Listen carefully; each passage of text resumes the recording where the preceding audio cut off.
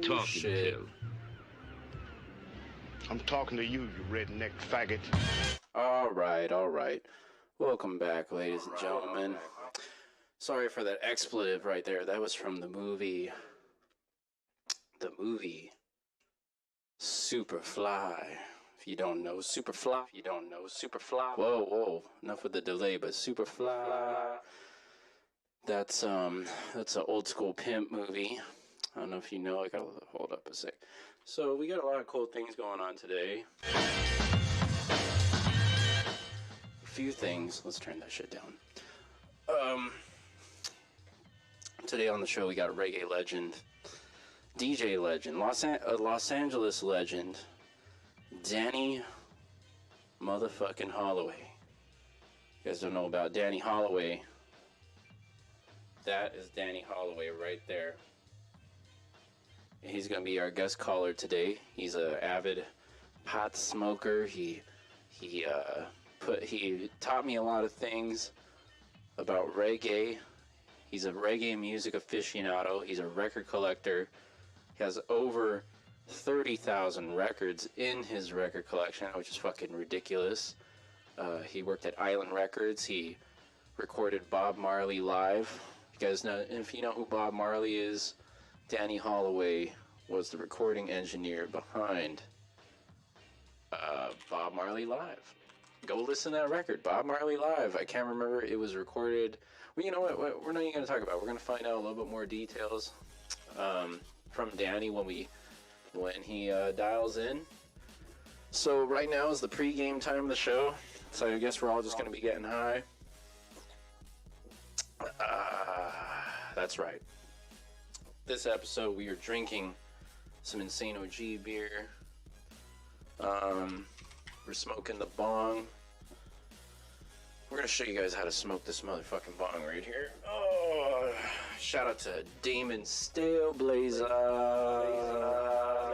If you guys don't know about Smoke and Scan, make sure you tune in to motherfucking Smoke and Scan on Periscope, YouTube, all that shit. He gifted us some really good weed the other day, but there it is. We're keeping it simple, ladies and gentlemen. No wine today. We're saving our wine for Wednesday. Wine Wednesday. Wind out Wednesday. Shh. And what are we smoking on? Dude, I got some special buds that you don't even see for sale at the store. This is... It's some kush from DNA Genetics. That's all we know. We gotta get high right now. Oh wait, we already have the bowl packed. Congratulations, Skinny Pablo. You did it once again. I feel like to fit the mood, we gotta put some reggae music on. But, yeah, let's see, Danny Holloway. His bio.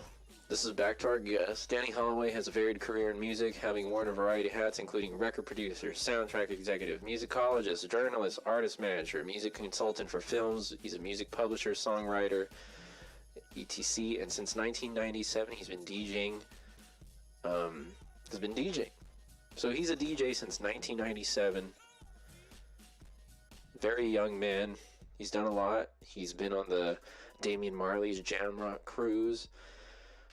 He's played tons of music festivals, all kinds of shit, residencies in LA. So we're gonna be checking in with our boy Danny motherfucking Holloway. That's right. Big up Danny. Taught me a lot of shit. Let's see. What is everybody smoking on? That's a good question. What are you, the viewer, blazing on? Don't forget, type in our chat room on YouTube, Twitter, Periscope. Don't forget also this show is sponsored by rossdude.com. We have a site-wide sale right there right now. There's a big sale going on. If you guys go to rossdude.com, you got a sale. Also, you know what? On top of the sale, if you enter the code VIP, I think you get 10% off, an additional 10%. That might not be valid anymore. We gotta check with our website guys, you know, but whatever. Fuck it. There's a big ass sale. That's all I'm gonna say. Shit, let's check it out right there. Boom. Well, we got a few sold out things. Don't forget, everything's limited edition. Everything's selling out. Not selling out, you know, whatever. People are buying it. Things are out of stock. We got a few items that are out of stock already.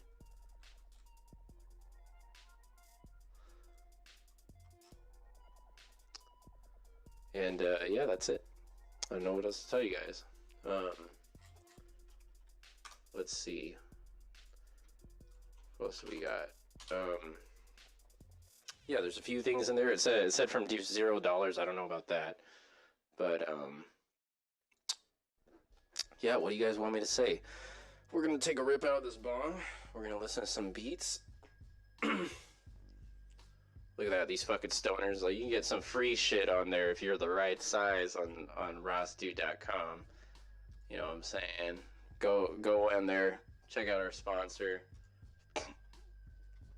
There's a few things on there. Actually, there's nothing that's $0 on there. My bad. Sorry, guys. Yeah, but we got a nice sale going on. Normally these shirts are $140. They're going for 35 bucks. I don't know. Right there. Bam. rossdude.com. You can check out all our cool shit. We got tees that are everything is made out of unicorn mane. All that bullshit. Let's get into it. You know, to get into the mood before Danny comes on, I figure we play a very special record for you guys. I haven't sat here and played a record, but we're going to put on some reggae records straight out of Skinny Pablo's record collection. We'll pick the rarest and most exquisite one of all. How about that? How about we do that right now? Let's... man, I wish I had another camera, but this is what we gotta do.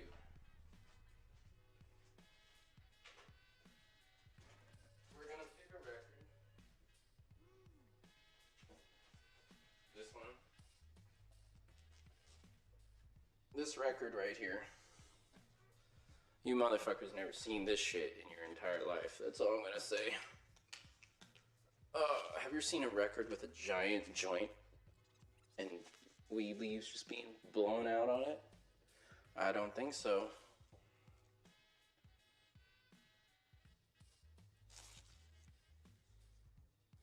Oh, it looks like Danny's hitting us up right now. Yeah, so we got this record. We're gonna put it on, and we're gonna enjoy it. That's all I'm gonna say. Let's put this record on.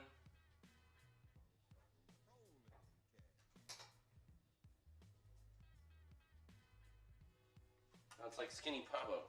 what the fuck is the name of the record, you asshole? I'm like, hold on. The name of the record is called Sensimilia Dub by the Chariot Rider. So big up to the Chariot Riders for making these tunes. Load up the Zoom. Ah, shit. I don't know if we're doing Zoom today. Fuck.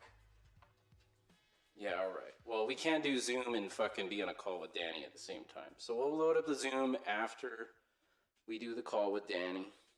All you guys can get your smoke up. Your smoke on, off, here, there. Let's see.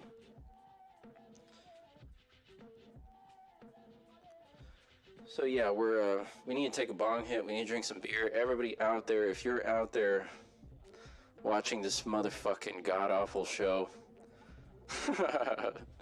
It's not a god-awful show. What's up, Jesus? First off, man, shout out to all of you motherfuckers for tuning in. Let's do a quick shout-out. Everybody tune in. We got KD, Colton DeBerg. We got Dolly Jama. Hell yeah. We got the Dolly Jama in here, a.k.a. Arek, I think. We got D. Dankoff smoking that Jungle Boys. We got Yogi. Not sure what he's smoking. We got Jesus Ruiz. What are you smoking up in there, man? Everybody's like, what's good, Ross? I'll tell you what's good. We're about to put on some, we're about to put some fucking sweet, sweet reggae music on. Let's put that shit on. And here we go. Put on some of the reggae.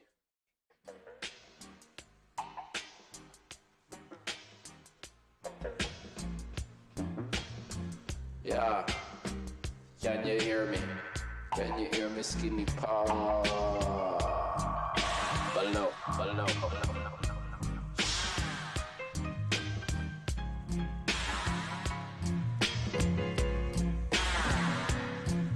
Yeah, man. So, we're listening to some Chariot Riders, Sensimilia dub. Figure we put it on a cool background for you guys to enjoy. Let's see. Let's do, I don't know, just standard psychedelic visuals. That'd be cool. Standard psychedelic visuals are always, I don't know. Let's see what we got here. Let's see. Yeah, so we're listening to this reggae music. Getting ready for the vibe. We're gonna smoke some more weed. You gotta understand, guys. I know the show is a drag, but we got like fucking... We're doing like 17 things at once. We're getting high. We're fucking packing the bowl. We're drinking a beer. We're putting on the visuals. We're making beats. We're talking in the mic. We're fucking wearing sunglasses and a $25,000 bathrobe. Gotta multitask, people. You gotta know what's up. Running a fucking clothing company over here. Not sure we're running it very well, but we're running it, ladies and gentlemen. Run ya shit. Boom. So, we about to get high. Here we go. Let's see. Oh. We lost our fucking, visual. I guess we gotta put... we gotta do this again. Let's try it out. Oh, there we go. Boom. Boom. So we're gonna have guest caller Danny Holloway on today, guys. Born to dub, born to dub, born to dub, born to dub, born to dub, Them I wanna dub, them I wanna dub, them I wanna dub, them I wanna dub, them I rubber dub, them I rubber dub, them I rubber dub, them I rubber dub.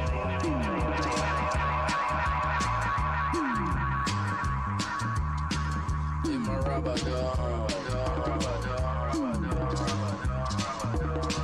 them I rub, them I rub, them I rub, them I dub, them I dub. In my rubber dog. Born to dub, born to dub, born to dub, dub it up. dub. Skinny Pablo, dub it up, dub it up. Make beats not war.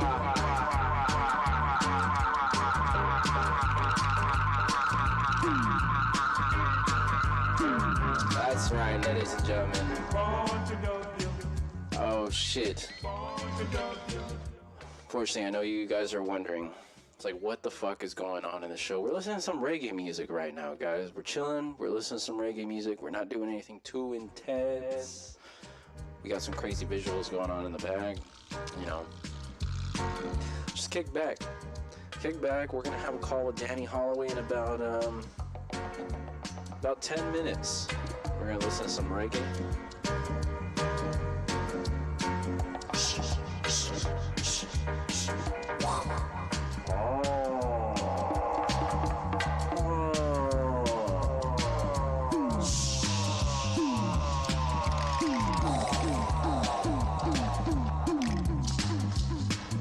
It's the smoking scanner.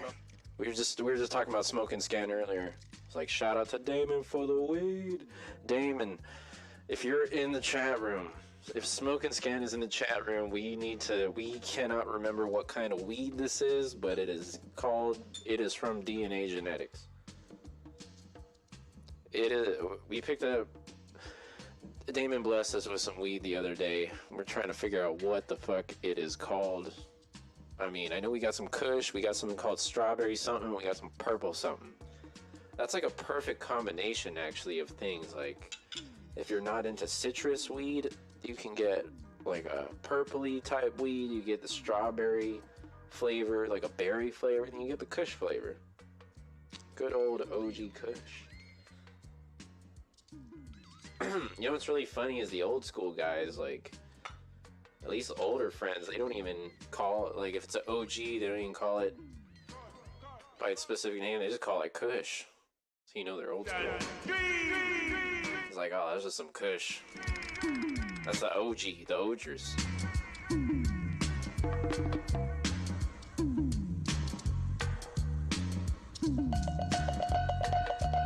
Alright, we're packing the bowl. We're drinking the beer. Oh, Bomba Clot. Yeah, man. There we go. What we got? Four Profits, which is a blend of 4 strains. We got Strawberry Banana. We got Skittles. Is that what we got? We got we got Strawberry Banana and we got Skittles.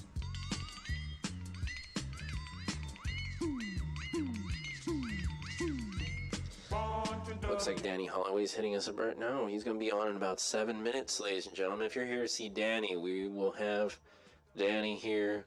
That's right, Danny Holloway, musical extraordinaire. He's worked with a lot of motherfuckers. He recorded Bob Marley, worked at Island Records, not at Islands. Colton KD works at Islands, where he's actually on the unemployment check right now. I think he's still, I don't know, was it called enrolled? Is that what it's called when you're at a job? Like you're enrolled like at school? This king probably wouldn't know because he has worked a real job in like fucking, shit. Who knows? Who knows how long it's been? Oh, fuck yeah. Yogi Diesel got some vibe papers. I never smoked those before, but shit. Smoke it up if you got it. You guys better roll that joint.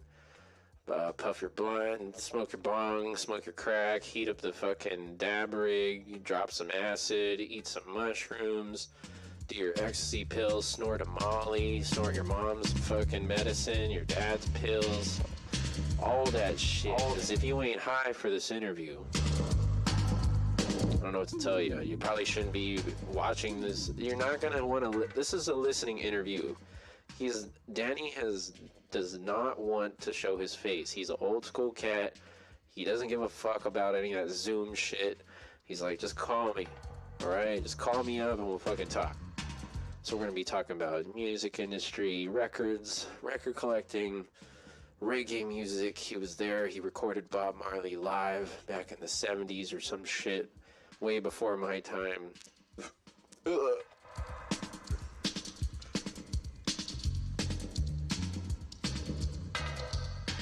Yes, Strawberry Banana is the one strain. I don't think I picked up Skittles. I got the Four Profits. Oh, maybe I did. I don't know. Shit. I know I got 3 breeds. So make sure you guys smoke your shit. We're gonna smoke right now.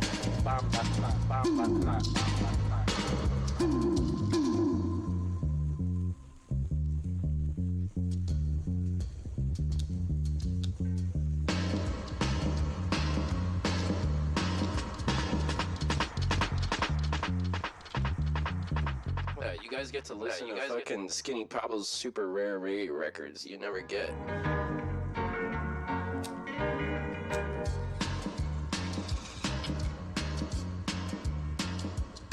So, it's gonna be an interesting interview, guys. Yeah, we played you on Yogi Diesel's beats on the shows. You guys want to submit some beats? Make beats not war. Got unreleased material. We'll debut it right here on the motherfucking show. Yeah, so we're gonna get ready to call Danny Holloway shortly.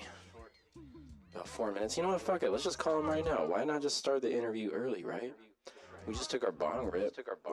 We just took a hit of the beer. Swig more beer. Look at that. The thunder is being brought. So, this is the idea. Oh, shit. Hold on. I gotta adjust this record. Then we're gonna have Danny Holloway on.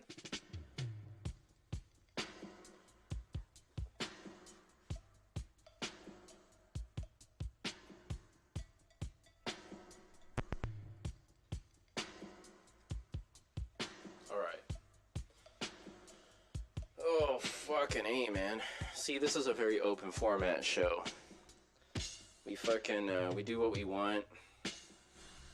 Sometimes we just have it silent. That's against federal regulations if you're on the radio. We can be quiet if we want. Or we just listen to music.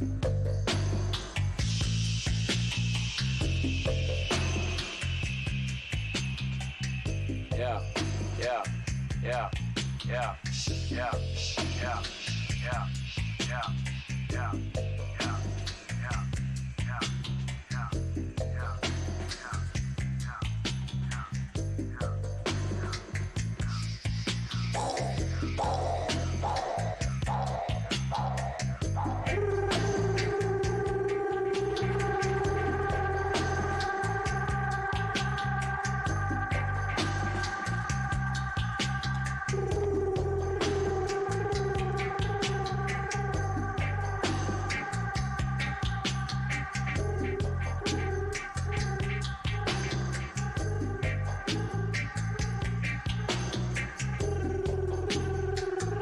Oh yeah, that's right, ladies and gentlemen. We're gonna smoke this strawberry banana right here.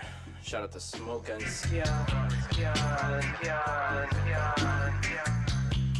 Scan laces with bless us rather with some strawberry banana. So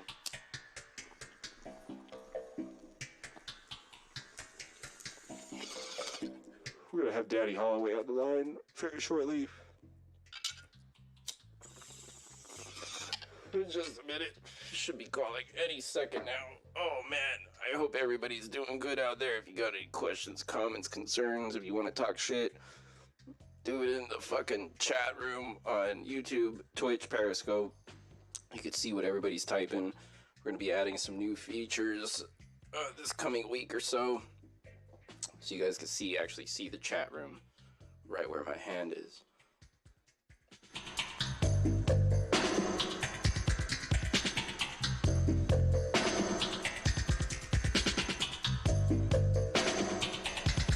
Skinny Pablo chilling in the mansion in his $25,000 Ross Dude bathrobe. You can go to rossdude.com. There's a huge sale right now.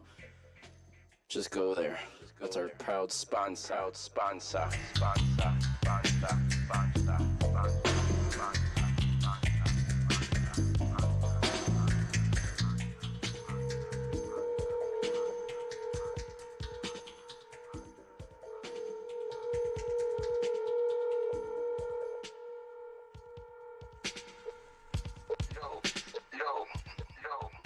Yo, is this Danny Holloway? Yeah, that's kind of a janky line. It sounds like you're in China. It sounds like I'm in China. Hmm. Well, thanks for calling Make Beats Not War, man. We're speaking to the legend, Danny Holloway. How are you doing, Danny?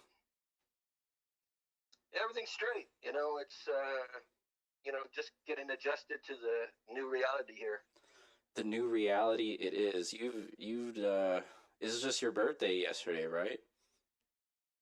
Yeah, it was. It was number 70. Birthday number 70. There you go, ladies and gentlemen. So, did you smoke weed on your 70th birthday? I smoke weed every day. Since what year were you smoking weed every day? Oh, I think it's been relatively recent in the last 10 years. I started in 1966 as a casual smoker, and I kind of went on like that for a long time, like at least 20 years. I'd smoke, a couple of hits a day or something like that, but not serious. I had too many things I was trying to get done at that time, and then once I got a few things achieved, then I kind of started to be a heavier smoker. I see. Fucking, so what was your first experience smoking weed? First experience was there was a guy I knew who was a couple of years older than me. And so, we used to kick it at each other's houses and listen to records. And so he brought it out and said, "This is incredible. I've been smoking for the last couple of weeks." And at that time, the only rolling papers were yellow. So if you ever saw anybody in public smoking a cigarette that was yellow, it was weed. I swear that's what it was like then. And so, but literally nobody knew the smell of it. So you could walk down the street pretty anonymously and be smoking weed at that time, and most people were not familiar with the smell at all. Would anybody ask, like, what would they think when they just think nothing of it? Yeah, nothing. Yeah, exactly. Wouldn't think anything of it. The following year in '67 came the big, love, peace, and hippie kind of thing. That kind of exploded in '67, and after that, Wow. people were a lot more cautious, and straight people were a lot more cautious about all that stuff and fearful because the government puts so much propaganda into this stuff that. So in reality, we both know that weed is it's less harmful than beer, but yet beer is completely a divine thing in this country, right? And yeah, it's what else were you gonna ask me? It was something pertaining to weed, but I got a bunch of music questions for you. Shit, well, I can't remember what the weed was. I just smoked the bong rip. I'll tell you an interesting thing, and that's that, so all through the 60s, all the weed that was available in California was very, very low grade, and all we just had like seeds and stems and everything like that in there.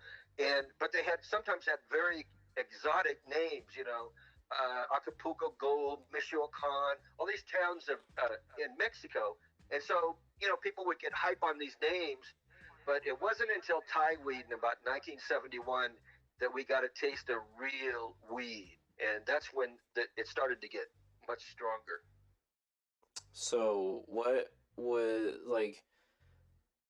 what was the weed? Did the weed even work back then, or?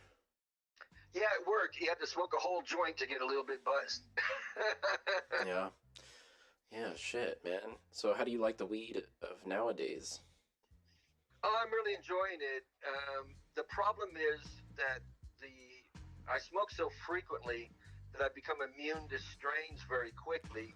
So now, for me, people say, "Well, what strain do you smoke?" And it doesn't really matter to me as long as it's strong. I have to blend them and rotate and stuff like that in order to keep it affecting me. So what strains are you smoking right now? A couple of OG Kush and different ones, and then I can't remember the names, but I'm smoking 5 different strains right now. 5 strains. Excellent. Yeah. Excellent. I think I'm about at the same. You know, a few different it's cushes. The best way, believe me. If you just smoke one strain at a time, you're gonna become immune. It's gonna have less of an effect on you. There you go, ladies and gentlemen. You cannot smoke the same weed for more than how long, would you say? Well, that's one of those things that everybody's system is different, you know, the tolerance level and stuff like that. But I'm just testifying what happened to me, and I have to rotate. I have to like be very conscious of smoking separate strains, and you know, one strain for me. I tell you what, like I could maybe the first joint will hit me hard, and then by the time I get to the third one, it's dull. It's like 1/4 of what the first one was like. I see. Man, I'm fucking high as shit. Did you smoke today? Yeah, I did. But yeah, so yeah, it's I always keep my thing, dude, is I like to be smashed out of my head sometimes, but what I really like in terms of on a daily basis is to be buzzed. I like to be buzzed and functional most of the day. Yeah. And then, you know, when you're not working and nothing needs your focus, then you can get obliterated, you know? That sounds fucking cool. That sounds like a good way to do it. I mean, these days it's like, I smoked some weed the other day that just fucked me up like way too hard. Like I had to go out and do stuff. I was like, whoa, that's like the stay inside weed. That's like do not go outside weed. But yeah, exactly. But yeah, man, I wanted to ask you. Well, LA is hard. LA is hard. I mean, leaving your house, you have to expect that it's going to have a lot of anxiety. It's something along the way is going to test you. So it's better to be on a low buzz than it is, a high buzz, or being hammered or whatever is going to. It's going to get you paranoid. It's really going to affect you badly. So. You don't want to be like that, you know. Obviously, stick around the house if you're going to get really smashed, and then out in public, you know. Of course, we all like to blaze. I mean, I blaze in public everywhere I go, you know. Yeah. Well, shit, man. So you've been in the music industry for nearly what, like 50 years now. 50 years. Yeah. You've been collecting records since you were a child. Somebody told me. Well, I started being a fan of 45s at the age of 5. That was 1955. But I was listening to my parents' records. They were young parents. They were like in their early 20s. So, I was listening to all the rock and roll and R&B of that time. And then I didn't actually buy my first record until 1961. So, I was a fan of it, and I was really hardcore into it. But that was probably the first chance for me to earn my own money or get an allowance or something and be able to go down and buy it for like whatever it was at the time, 79 cents or whatever. Wow. 79 cents. So yeah. How did you get, well, I consider you like a reggae expert. How did you get into reggae music, man? Like from... Well, I grew up here in Long Beach, California, and then I was in bands in the 60s. And none of them had really reached any, they weren't really making big money or anything like that. So in 1970, I sold some of my music equipment, and I decided best place for me to go just to scout it out, go somewhere else. I went to London, and London just happened to work out for me, dude. I was there for 5 years. At first, I didn't know what to do because I didn't want to be a musician anymore. I wanted to stay in music, and I ended up being a music journalist. And then I ended up being on the staff of the NME, which was a really important music weekly at that time. So I interviewed all the big people that were popular at that time. And then I also met a lot of people in the music business in England because it was a very small business, just a few hundred people. So after a couple of years of being at the NME, I met almost everybody, it felt like. And one of the guys that I admired and that I got along with and I really liked his label a lot, and we really vibed well together, was Chris Blackwell. He owned Diamond Records. And Sick. at one point, I just got tired of being a journalist. You know, there was so much pressure to knock it out every week. And I didn't feel that confident about being a journalist. So I called him up. And honestly, dude, I was expecting that I might get a job sweeping up or something like that because I'd never worked for a record company before. But ultimately, he invited me to be his right-hand dude. And that's how I learned the game. That's how I learned, you know, the real music business and how record companies work and all that kind of stuff. So that was when I was in my early 20s in England. Ultimately, I worked on 3 Bob Marley albums in a row. I recorded his album called Bob Marley Live. I produced the Heptones, you know, all this kind of stuff. That's how I got into Jamaican music. I went there 20 times in the 70s alone, you know. So I got to know the culture, the people, the music. That's when you were in London? You were living in London, traveling to Jamaica? Yeah. Wow. And then just being in London itself, that's where I got introduced to reggae. And at first, I wasn't hearing it like if you go to like the market, you know, like any of the shopping markets there, they're just open air markets. Like, you know, we have them here, you know, and where you buy fruit and vegetables and stuff like that. We call it a farmer's market. And over there, if you go to any of those kind of markets, then you're more likely to hear a rootsier sound. But I was hearing it on BBC One, which is a pop radio station, and the kind of reggae I was hearing was absolute crap. It was pop songs with strings on it, and I thought, I hate this reggae music. It's horrible, you know. Then I went to work for the NME, and I was reviewing the 45s every week for the paper, and about half the records were sent by the reggae labels, and and then I slowly got pulled into it. Like after a while, I go, man, this guy's got a soulful voice. You know, I kind of related to it on the same level as liking Otis Redding and those kind of singers, the soul singers. You know, I related to it like that. And then, you know, then they just do something quirky, like set off bombs and records and start them off with people saying crazy shit. So, you know, it just pulled me in after that. And then, you know, I just kind of got full blown into it. And, you know, there's a album series that came through Island that I put together called This Is Reggae Music. It was meant to be an introduction to reggae for people outside of the Caribbean and the UK. So stuff like that. Interesting. So what was your favorite record to have worked on? Well, the one I guess I'm the proudest of, just because it was embraced by everybody, was when I recorded Bob Marley Live. Because I don't know how many copies it sold, like I think over 15 million. But everybody knows that record. A lot of people feel good about that record. And the thing nobody ever talks about, but this actually happened, is that when I did the pre-work, you know, to consider how to do it and how it could come out good, I listened to a bunch of live albums that were current at that time, 1975, and they didn't record the crowd well. They weren't trying to capture the live experience. They're trying to match the studio experience and not treating the live experience in such an important way. So I just automatically thought, man, we're getting 4 microphones. We're going to dangle them 10 feet over the audience's head, and we're going to capture that crowd. And the crowd just happened to be on the night that Bob Marley played, like, it was almost like they were the star of the show. They started singing without being asked to.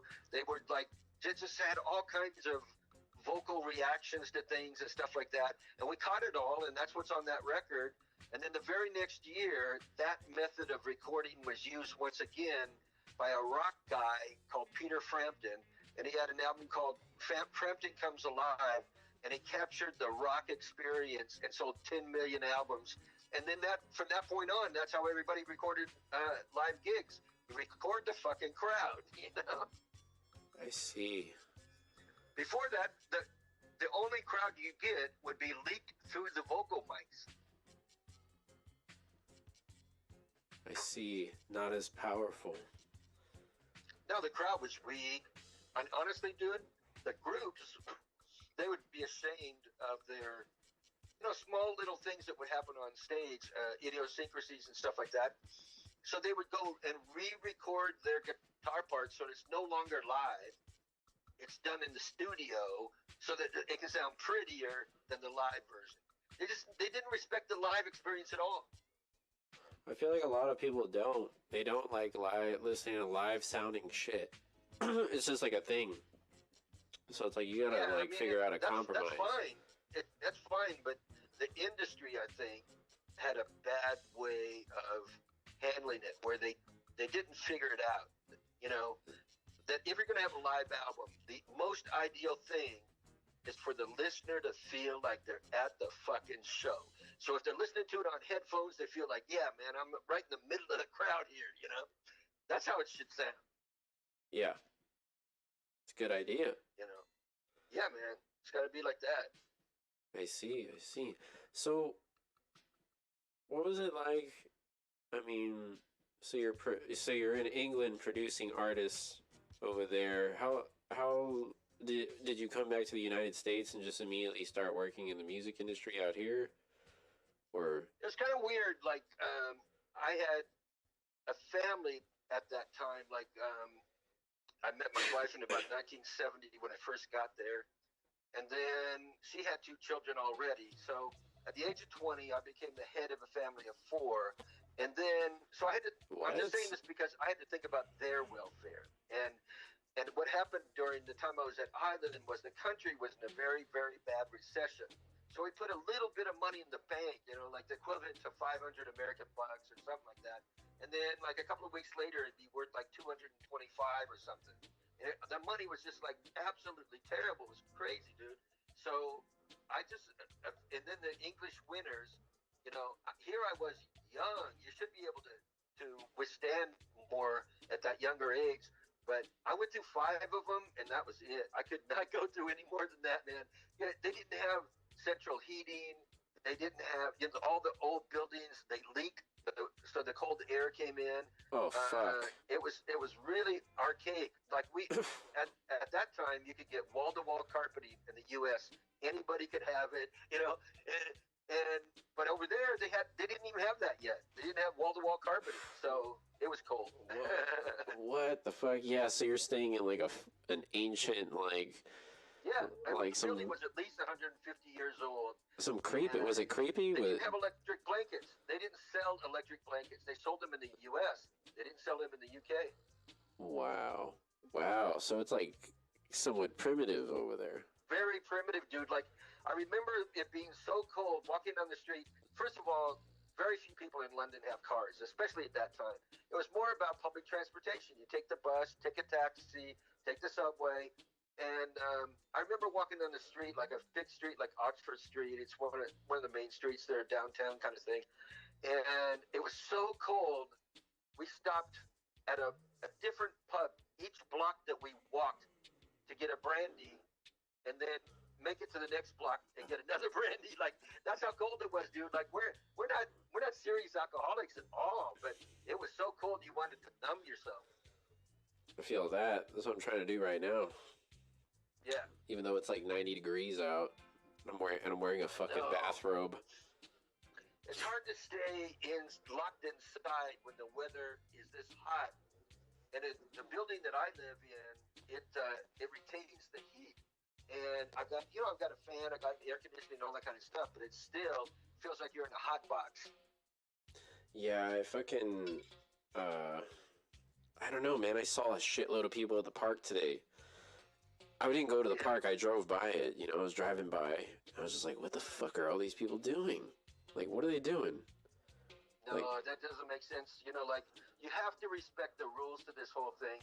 And whether you personally believe you have the virus or not, or whether you're concerned about it or not, out of respect for other people, wear a fucking mask. You know, it's not fair. You know, if you have a casual attitude about it, just have respect for humanity as a whole and put on a mask so that you're not giving some 7-year-old kid, you know, the virus or something. You know, you just cover yourself. You know, and I think everybody should be covered. That's all I'm trying to say. You know? Yeah. Well, shit. How do you feel about it? Because you're an elder now. I'm an old guy that has to stay inside, to be perfectly honest, in order to preserve everything about me, my health, the things that I'm meant to be leaving behind. Like, at 70, you kind of feel like, you're crossing the last turn if it's a horse race and you can see the finish line. That's kind of what I feel like. I feel like I might live another 5 years, so to 75. Being in music and having a lot of late nights and, kind of doing some crazy stuff sometimes. It takes a few years off, but so realistically, I'm just trying to leave behind things. I'm trying to leave behind a book that tells about my experiences, because some of it's inside stuff. There's never been a thorough book written about Island Records, which tells you what it was like on the inside of that, and the charismatic guy that ran the label and owned it.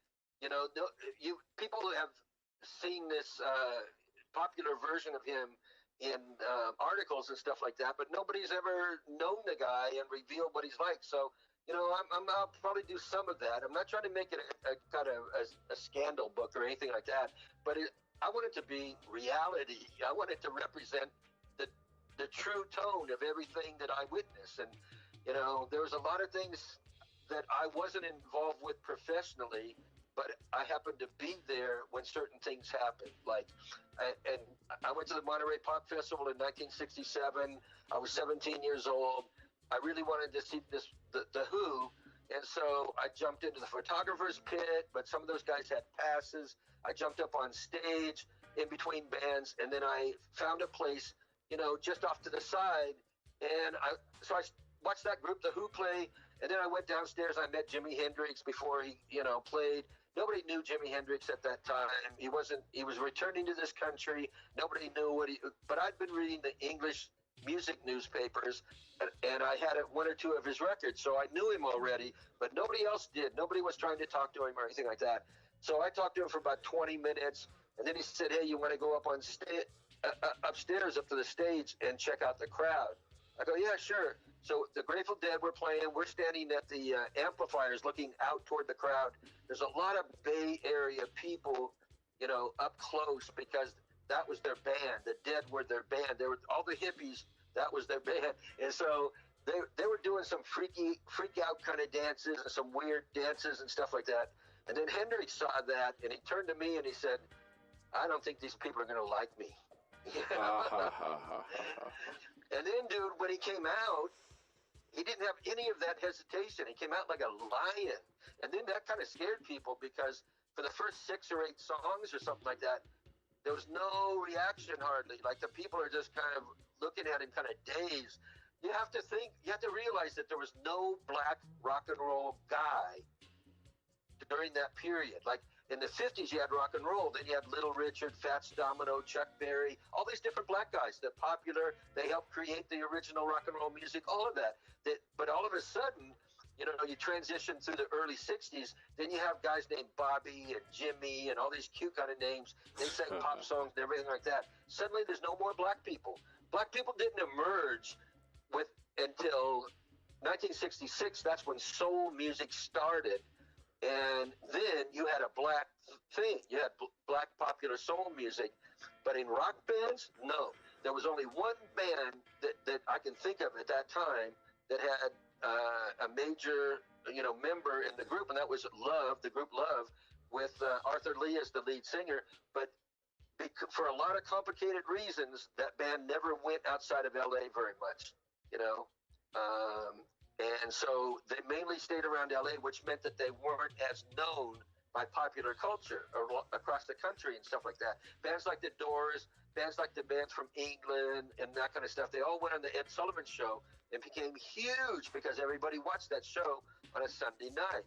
There weren't too many TV shows, so the whole family would watch that show, and the kids would just wait for the music ad to come on. Yeah. But Love wouldn't leave LA, so they didn't get that kind of opportunity. So you were in England during what years?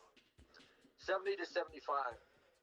70 to 75. So what bands were popular during that time?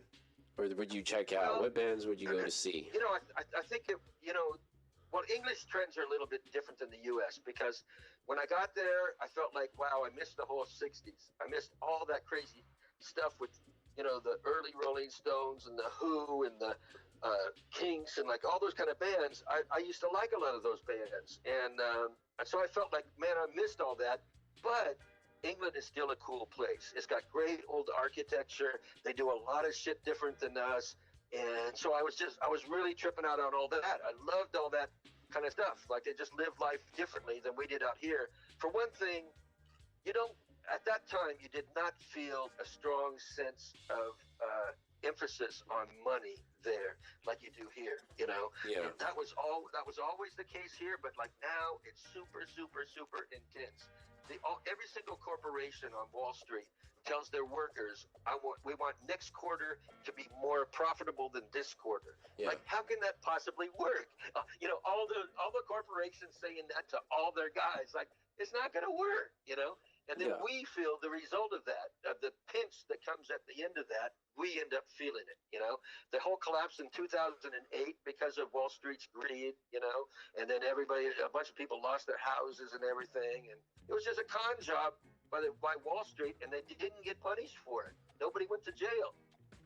Shit, man. And some of the CEOs of those same companies that gouged the public and created a scam on the public, the CEOs of those companies were getting like $10 million bonus at the end of the year. Even after the government exposed their scam, they were still getting these crazy bonuses. And then our government decided that they needed help to remain in business and gave them money, You know, and made no conditions on it, you know, so that the CEO could take as much as he wanted. Colton DeBerg in the chat room says there's bankers loaning money to people that can't afford it. It's like someone loaning me a shitload of money. It's like, I can't pay that. And I'm like, just take it. Fuck it. All right, fuck it. But they don't concentrate on you're not their ideal client base, you know. So they're playing it safe. They're playing it safe, and they you know, there's no way they can lose. You know, that's why they're careful about who they loan money to. You know, but if you're in a situation where you have a good story to tell, you know, oh yeah, I used to have this job, and I'm currently seeking this kind of a degree from this kind of college, whatever. If you go in and you have a good story, and you don't have great credit, you can still kind of worm your way through the system sometimes, you know. I see. But so if you have a good story, but shit credit, you might be able to pull some moves. possibly, yeah, you might be able to sneak in there, because sometimes the guy that's on the other side of the desk sees it as an advantage to loan money to you, you know. Yeah. Well, shit, man. What? So it kind of sounds like how the music industry, like record labels, like loan money to motherfuckers and shit like that. Was it? I think the record business has, you know, it had its head up its ass for so long that I guess, you know, what happened was, dude, is like there was a bunch of hungry, aggressive guys that started the music business, you know. So in the early 60s, you had A&M, you know, Herb Alpert, Jerry Moss starting, they came from East LA, you know, and they just opened up a tiny little storefront on Melrose Avenue. And eventually they found success. But the other people were kind of like that. Humble guys, very hardworking and stuff like that. And they got, the boom that came was in the early 70s when suddenly records started to sell millions, you know, and nobody understood it. And then, so each year, the largest amount of records sold during the year that was one album, each year it would go up, like very plentiful. So, you know, people in 1972 would go, oh man, we just sold 3 million records of this one record. I can't believe it. And then the next year it would be a different record, different artist, and it would sell 5 million. They go, wow, did you hear that record sold 5 million? And it just kept going up and up and up. 1977, you had Fleetwood Mac, and it sold something like 15 or 20. That was kind of the peak of it to some extent, because that was the bubble that popped around. I think it was around 1980 or something like that. It kind of popped, but still, so you had that swing like that through the 70s, where music could do no wrong, and then it kind of crashed after that. And then that's when you started getting guys that to run labels that were kind of like hustlers and stuff like that. Like Yeah. they would sign a new group, and the manager of that group would be a good buddy of theirs that they grew up with in the neighborhood, and they've got a deal that's a backroom deal that nobody knows about but the two of them. You know. So the guy says, "I'll give your band $200,000 advance, and you kick 50 back to me." So those kind of deals were going on like that. We'll take a bog hit right now. Yeah, I heard that. Yeah. So the record business and what? How do you feel? Is it better for an artist nowadays compared to back then? Or I mean, did you see a lot of people get fucked over back then, or what? Well, to tell you the truth, almost everybody did. How so? Up until the early to mid 70s, there wasn't really such a thing as music business attorneys. So people were, the only people representing the artist in a record deal would be their manager or somebody like that, and they didn't really know what was going on. So it took a while for them to get proper representation. But still, the record companies always had a way to ream people. That's all I can tell you, is that the contracts always included certain things that they would never, ever, ever change. They weren't going to set, any group could come along and say, okay, we don't want this one thing here. We think it's unfair. And they go, no, we're not allowing any precedents to be set. There's terms that you can negotiate, but we're not setting any precedents with this agreement. And so that's how they kept in all their funny things, like every contract states that they're deducted a certain amount for breakage. And that what is breakage? That clause goes back to when they had 78s, and they were very fragile. They were made of, they're just like crack. If you dropped it, it would just crack. So that's where the clause came from, but they never got rid of the clause. Even when the records got better and stronger and more durable and everything like that, they kept it all the way in. I think they kept it in to when they had CDs. I think they still said that. Probably still have it for MP3s.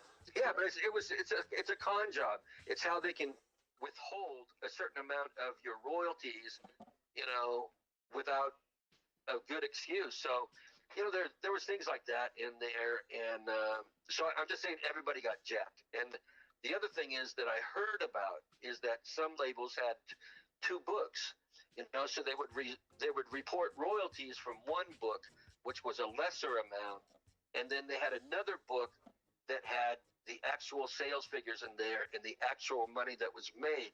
But that's not where they paid people. They paid people from the undervalued one. And so Led Zeppelin, they're under the impression that they sold like 18 million records of a certain record, and they actually sold like 53. 53 million records. I know somebody that saw the other books for Led Zeppelin, and they said that almost every album outsold Thriller. Who was their publisher or record label? Or are they one and the same? Sorry? Who was their publisher or record label? Well, with Led Zeppelin, they were signed to Atlantic in this country for the world, and then their publishing, I'm not quite sure what it was. In most cases, if they don't start with their own publishing company, most groups did not back then, they would end up, owning their own publishing after a certain amount of fame and stuff, and years went by. They would eventually have their own publishing thing. But back then, pretty much everybody was signed to a publisher, and publishers, they don't really. To me, they don't take an astounding amount, and they are very useful in certain ways. But it's a profitable business. It's in a way it's thought of as being, in the music world, it's like a bank.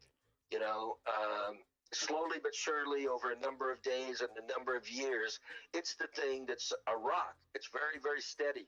It's not so much like that anymore because people don't buy anything. They don't buy a CD or a record or anything like that. They're buying files, so it's different than it used to be. But when people were actually buying those things, that's kind of how it was set up. The label was the kind of the anonymous entity that took care of all the publishing stuff.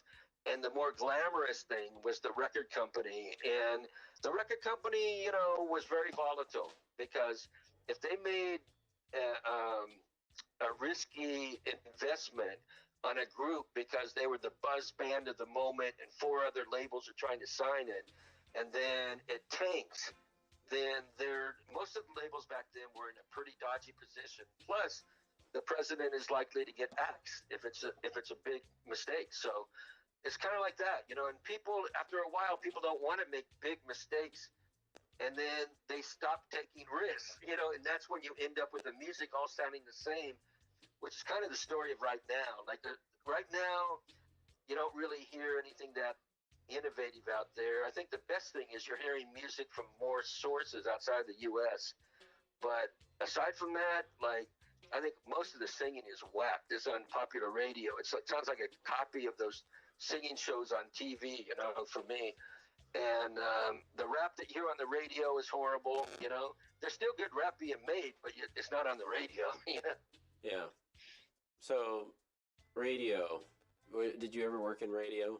Wait, you did, right? No, I'm very fortunate to be honest, in the music business, it was considered the dirtiest department. Radio promotion was the dirtiest department because they had to persuade people to play records, and so they had to entice people to do that. And so, they took care of that. They took care of satisfying the needs of the program director and the major radio DJs and stuff like that. It's kind of, I think the thing kind of operated like Washington operates right now, that in Washington, if a politician generally agrees with a bill that comes across his desk, he's not going to automatically sign it. When the people contact him to see if they got his vote, he's going to say, "What's in it for me?" And that's how the music business was back then. Even if the guy was behind is into it or whatever like that, he's still running by that selfish thing. What's in it for me? Why should I support it? Do you feel like it's still the same today, though? Well, today you have the excitement of being your own boss and being indie and controlling every aspect of it. And yeah, it's just more draining. You might be working like 20 hours a day to do it, but it's more fun. It's more satisfying. I have a tiny little label called Eximino. We don't sell many records, We kind of just supply our DJ friends and stuff like that. And but it's fun. It's really, you get hyped when, when you get your record back from the pressing plant, and and you're in the process of getting it out there to people and everything. It's all an exciting thing. And plus, you have none of those kind of con artists, getting between you and the public. Now it's you representing your own thing, Yeah. Skinny Pablo agrees. I mean, if you're at a major label, you don't know what that guy is saying on your behalf, he might walk in there with 4 new releases and say, well, this one is our priority, and then he might talk about your record and go, well, this one we're not pushing so much, You don't know what he's saying, Yeah, fuck but that I guarantee dude. you they do that. Fuck that guy. That's how it runs, dude. That's how it fucking runs. Just like that. Yeah.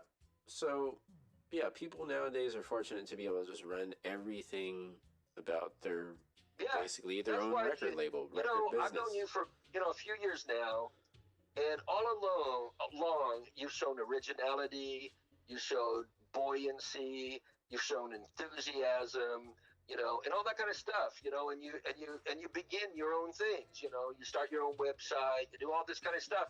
And I've always, appreciated you for that, because, I think there should be more people that are self-starters and not followers. Like, I think that the biggest decay that's happening in society is that everybody's a follower. They're following a trend, whether they think they're alternative or hipster or whatever it happens to be, whatever their identity happens to be. Almost everybody is in a lane and following the rules of that lane. And when I met you, you weren't like that. You're just like a normal, down-to-earth dude that's trying to figure it out, Yeah, I don't know, man. Fucking Skinny Pablo figuring it out. Shit. Figuring it out. Did you did you figure it out? Or how long Well, did it take bit you by to figure bit, it out? yeah, bit by bit, and over the years, I was very, very cautious, of what I got into after a while, because I had some disappointments early on and stuff like that. So I would. You be said you got cautious married at 20? Sorry. You said you got married at the age of 20? Well, I got with my wife at 20. I actually married her when I was 23, but we were living together the whole What? time, so we may as well have been married. So did people like just marry like earlier back then? Well, England was more mature in certain ways than the U.S. because at that time you left high school at 17 or 18, right? But in the UK, you left school at 15. So if you're kind of like if you're like a working class type person, they give you a quiz called the 11 plus. At 11 years old, it decides your entire future. Wow. So if they consider you progressive, then you get to go to the better school, and you're going towards college and university and being an executive. And if you didn't do so well on that test, then you're going to an ordinary school. What the and fuck? And you finish it when you're 15, and then you have to go find a job. What? And so listen, That is insane. Here's the difference. In our country, people primarily try to stick as close to home as they possibly can. And during their country, like in the 60s and early 70s, they would be leaving home at 15 and 16 and going on their own. And that's how it was. That was not uncommon. That is fucking insane. So what that does is it causes you to be adult-like and responsible at an earlier age. Like people in our country, I don't know, we give up easy in a lot of ways. So if we had to go out on our own at 15 or 16 and try to make our own way, I'm sure, like in California, for example, Everybody we'd end up going body surfing and getting high, and so, and we do that until the wheels came off, and then go, I guess I got to do something now. Yeah. Well, fuck, man. Hey, so someone told me, my correspondent told me, he's like, yo, Danny Holloway has 30,000 records. Yeah, I don't anymore. To be honest, I have probably around 15,000. I at one point I had 50. I had 50 probably 10 years ago, and then I went through a real patchy period where work dried up, and if I went out there and got a straight job or did something responsible, I could have survived, but I didn't choose to do that. I had enough of working 9-to-5 type gigs, and I just felt like I'd rather die. And it sounds like a joke, but I literally felt that way, and so I had to start selling records, and oh fuck. But here's the thing, though, is that I was very, very heavily into the deep funk thing when it happened, like in the mid 90s, let's say. And I got very deep into it. I traveled around the world, and I got all these records and everything. And so I played those as a DJ for about 10 years. So after 10 years of playing certain records, you have to retire them. Like, you just get tired of them, and other people get tired of them. And that's kind of what happened. So, I had all these records that I'd retired, and I ended up selling those because they were worth a lot of money. Like, you could sell 145 and get $600, stuff like that, Yeah, that's sick. What was the most expensive record you've ever owned? I don't know, but I know that the most I've ever paid, I paid $2,000 for a 45. What song was that? It was called Fang by Eddie Bo. We're Doing It. And what the fuck is that? Here's the deal. It wasn't worth $2,000. It never sold for $2,000. But I currently had a boost in my income where I got paid on two different things at once, and I had like 20 G's or something like that. And I always wanted that record, and for 5 years, I couldn't find it anywhere. And it wasn't showing up on eBay, and I just, I told everybody, I still wasn't finding out about it, I still wasn't getting it. So this friend of mine got the record, and he didn't want to sell it. So the only way I could get him to sell it is to give him $2,000. So the other asset to doing it that way is that when I was kind of like a new jack in the collecting field, or people weren't familiar with me, I would see their best records. But after you're the guy that buys a record for $2,000, you get to see everybody's best records. Yeah. What's the most expensive record you've ever seen? Or heard? Or gotten to listen to? I don't know. There's so many of them, you know. The Beatles' Butcher cover is kind of a big record, but it's I can't honestly answer that question, because there's been various expensive records that I've seen, but none of them are coming back to mind right now. Yeah, I feel that. I can't remember any song names and fucking artist names, and I'm only 17 years old, so fucking. How old were you when I met you? Were you 14? It's probably like 11. 11. Okay. You're a pretty good weed smoker for 11. Yeah, we're smoking weed. I don't know. I honestly don't even remember how old.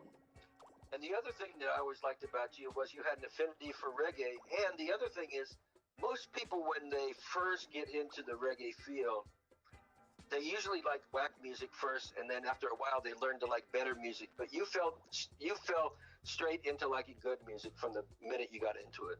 Yeah, liking good reggae.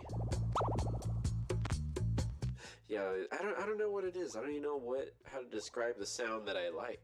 It's like all I guess it's all minor key and just stony. I don't know how to explain it. Yeah. Well, I think you like things that are kind of unexpected in terms of what's going to come next. Like, anything could come next on a lot of the music that you listen to and that you favor. And I think that's good. I mean, that's one of the things that's exciting about Jamaican music is, you don't know if you're going to hear a bomb drop or, a toilet flushing or a cow. Or whatever. Like they put in literally almost anything from time to time. Like, yeah, man, let's throw that right there in that car noise more.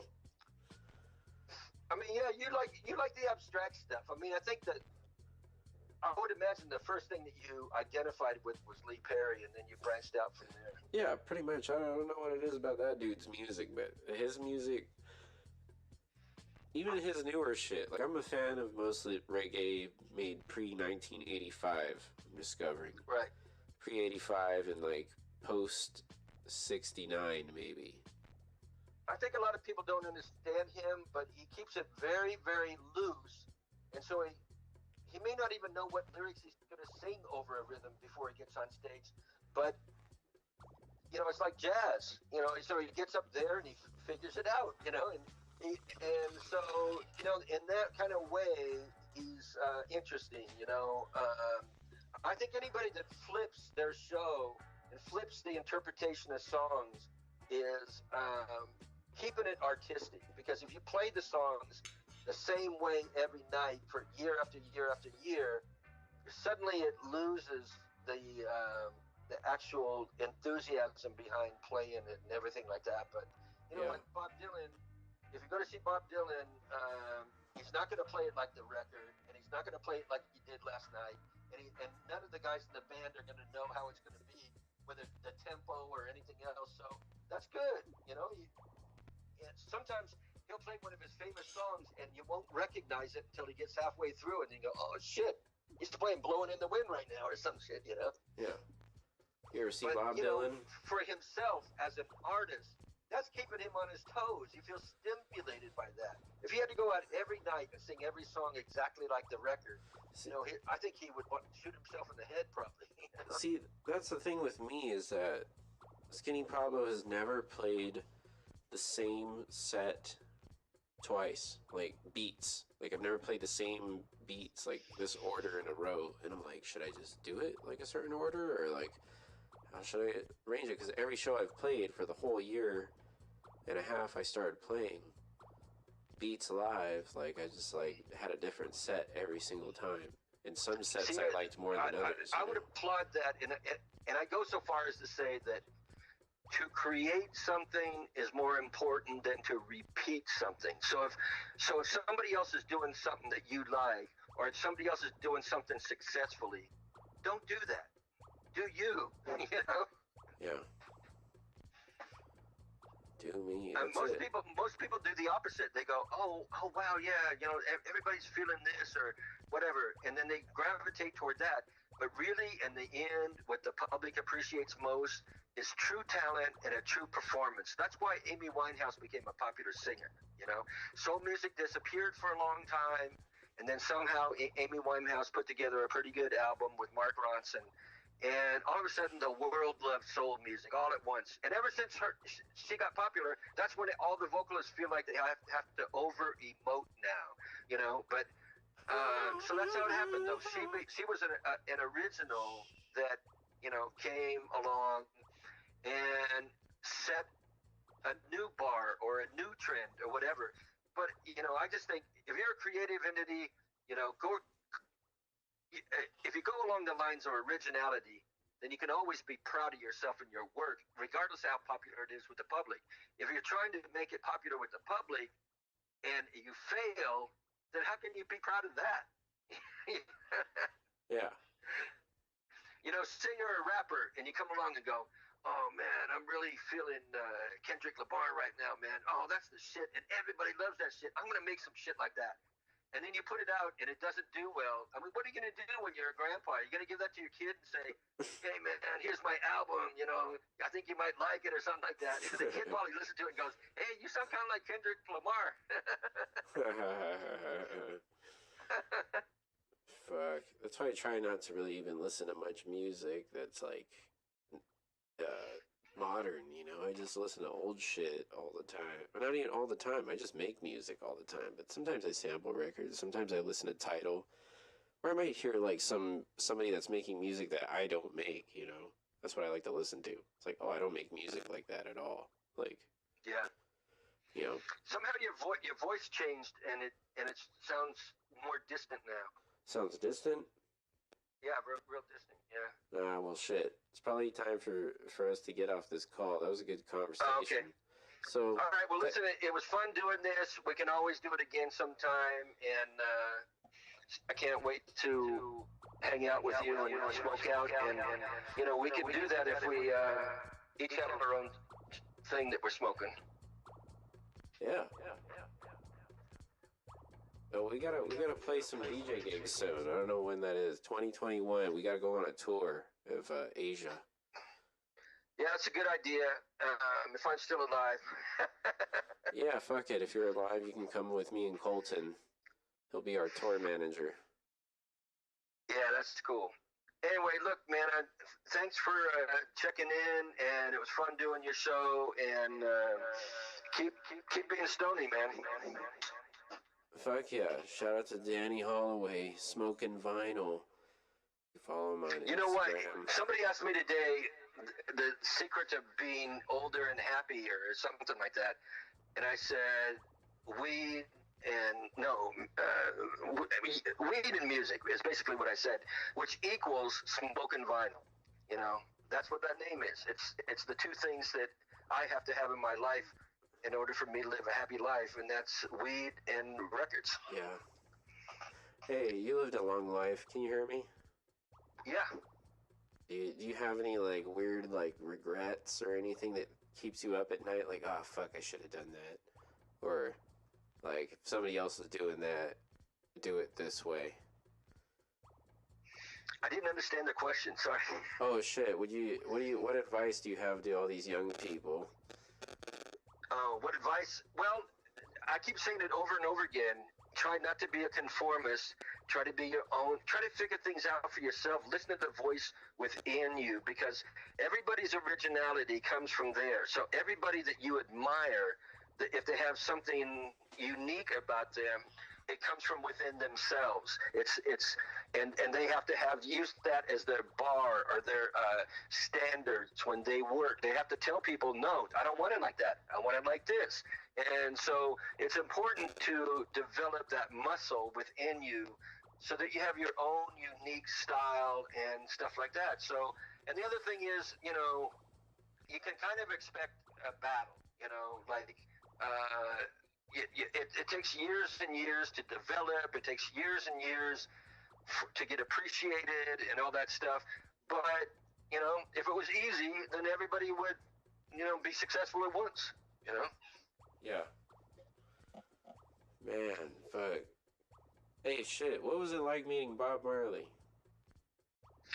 Bob Marley, I saw him so many times early on before he was super big, and like I told you, I worked on 3 albums with him. But when I was a journalist, I went, for example, I went to a reception for this singer called Johnny Nash, who was more of an American soul singer, but he went to Jamaica and recorded some reggae songs. And then he met Bob Marley, and Bob Marley was not really known outside of Jamaica, so he started to do little bits. Bob Marley started to do little bits of work with Johnny Nash. So I go to see Johnny Nash at his album reception. He plays a set backed by a band called Sons of the Jungle. It's in an elite hotel. They had all the press down and all the media at that time. They gave him food. They gave him alcohol for free, all that kind of stuff. And then at the end of Johnny Nash's set, he goes, and now here's a young guy who wrote a couple songs on my album, and he's got his own thing now. Here's Bob Marley. And so he came out and he sang that song, Reggae on Broadway, but he didn't look like the Bob Marley that everybody knows. He was dressed kind of like James Brown. And this is kind of what I'm saying about having your own original thing and not following everybody else. Because Bob did follow him on that particular night, and he had James Brown type of clothes on. He looked kind of slick. He had his hair in an afro. He was trying to do like soul mashed potato type dancing and stuff like that. And that didn't work for him. So, thank you. So he went back to Jamaica and figured it out. And when he came to Island, everything was kind of catered to him. You know, Chris Blackwell was the guy that signed him and that owned the label, and he was, you know, very sensitive to what Bob wanted to, how he wanted to be successful. So, you know, that's how it was done. It was, you know, it was all, in that case, it was all done because of Bob's strength in terms of knowing where he wanted to go. And but I saw him perform in small pubs, you know, where, you know, I saw him perform at one place called the Speakeasy, where there was no stage. It was like an industry hangout, where after hours bar and that kind of thing. So I guess they wanted him to play there so he could get seen by the people in the entertainment community. But there's no stage. He's just playing on the floor there. And he smoked so much weed that there were all these wires on the floor, and he kept tripping over the wires because his eyes were closed. And that's just what he used to do. He used to smoke a lot of weed and then he'd keep his eyes open when he was performing. He'd be singing with his eyes closed the whole time. But these are early years before he kind of developed a concert presence. And Chris Blackwell kept telling him, look, you have to put on a show, you know, you have to, like, if you think of Mick Jagger with the Rolling Stones, you have to move, you have to do things and relate to the crowd and have them respond to you and all that kind of stuff.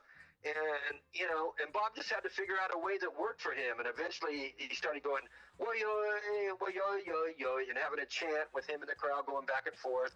And he became more of a concert guy after a while and got more confident and became popular. So he was popular at the time of his passing, but he was not huge. He was just popular within his field, and popular in kind of a progressive way.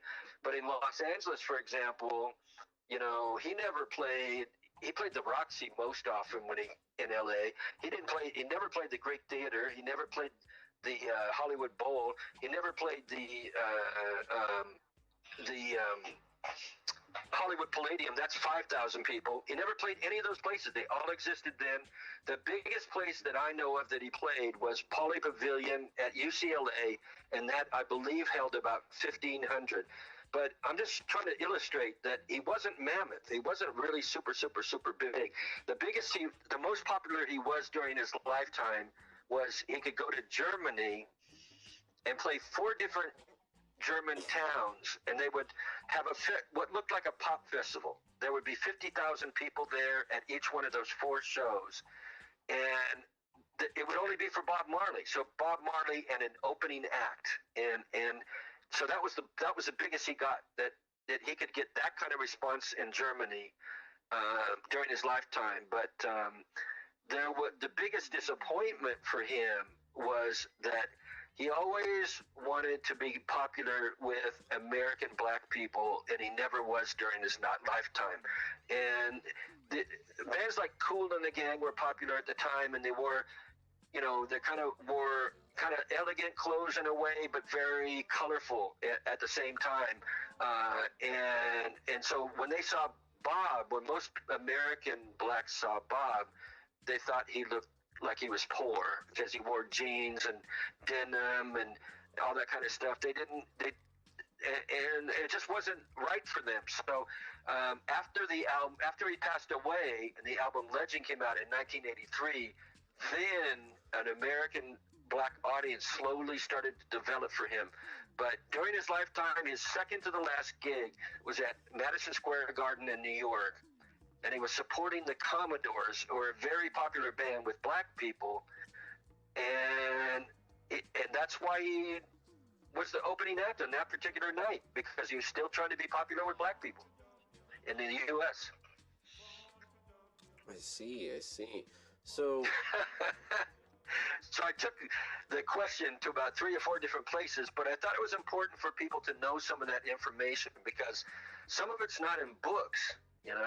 And when they do write about it in books, the guy writing the book is 30, which means he wasn't around at the time that this stuff was happening. Yeah. I was around then. I saw it. I experienced it. If I wasn't there myself, a good friend of mine was there and told me what happened. So it's more reliable than when you read these books. And like, I read some of these books and I'm like going, it didn't happen like that, Yeah. So you were working at Island, and they had Bob Marley signed over there, and he would pop in. Yeah, people have asked me the question: do you think Bob Marley would have been popular on any other label? And I don't think he would have been, because Chris Blackwell bent over backwards to push Bob through all the bullshit that was in the music business, and he didn't stop supporting him. He just kept, re-upping his commitment to Bob until eventually he became popular. But it was a risk, and I don't think it was a risk that any of the other labels would have done. And in addition to that, they would have been insensitive to the marketplace, because they would have done dumb ads, where they're kind of being kitschy or some stuff like that. And you can't do that with Bob Marley. You can't make it kind of cute, You can't make Bob Marley and his image and his music cute. It's not cute, Yeah. So that's what the benefit that Bob got by being with Chris, is that Chris is a guy that completely respected Rastafarian culture, roots culture, all of that. Like everything that was alternative in Jamaica, he was entirely supportive of it. And so he made sure that everything that we put out that represented Jamaican culture was true, was something that they could identify with and embrace and be proud of and stuff like that, but no other label would do that, believe me.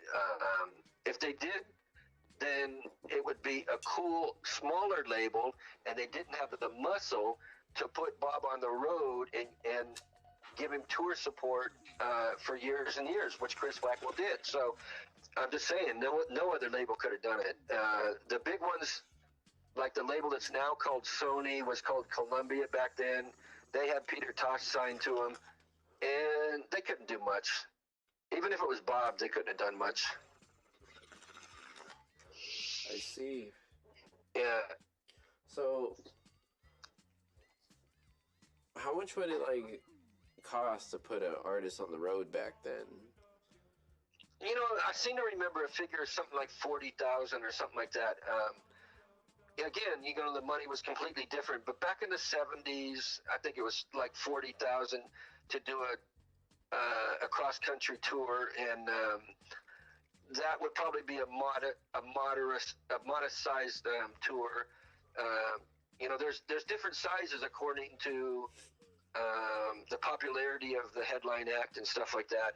Usually, with an act from abroad, the formula that started to develop was, and this started kind of like after punk. They would put him in a small room that always had alternative kind of stuff in there, and they would put him in that kind of a room, and it might hold like 200 or 300 at the very most. And so they had a circuit like that from coast to coast, and you go to Washington, D.C., bam, you're going to play this club. I can't remember the names of the clubs, but they were the same for like 20 or 30 years. Same clubs in every town. Go to Philadelphia, it's a different club. Go to Detroit, it's a different club. But it was, one group's tour that was of an aspiring group looked just like the next groups, because they're all playing those clubs that were willing to, feature performers that might be popular in the UK or popular somewhere else in the world, but were not on American radio yet and stuff like that. So, they would, back in the hippie days, they used to have blues players, a lot of blues players on their bills. They would have Albert King, James Cotton, like all these different guys would come. They didn't have a career for the longest time. Those kind of blues artists, no matter how good they were, Muddy Waters, all that kind of stuff, for about 20 years, they had a successful career in the 40s and 50s, and then, it went slow for a while, and then after the hippie thing, then they all started to work again. So, and the same kind of thing happened with in Bob's time. They were embracing various kinds of more exotic music and stuff like that. And so Bob, he was able to get into certain places, and he had a home in certain places. But he was always working. He was always working to crack the cities that haven't responded to him yet. And at first, there were only 2 cities in America that were reggae strongholds, and one was San Francisco, and the other was Boston. And it started with The Harder They Come. The Harder They Come broke records. The film The Harder They Come broke records in both San Francisco and Boston. It just for years and years it ran every Saturday night, and so that got people in those in those 2 markets really into liking reggae and looking for other things. So when Bob started to tour, I think it was 73 that he started to tour, he could do well in those 2 cities. Every place else, he had to earn it, from the bottom floor, from the bottom up, and he'd be playing at rock places and stuff like that. And he also was on Sly and the Family Stone's tour. On his very first American tour, he got, to support Sly and the Family Stone.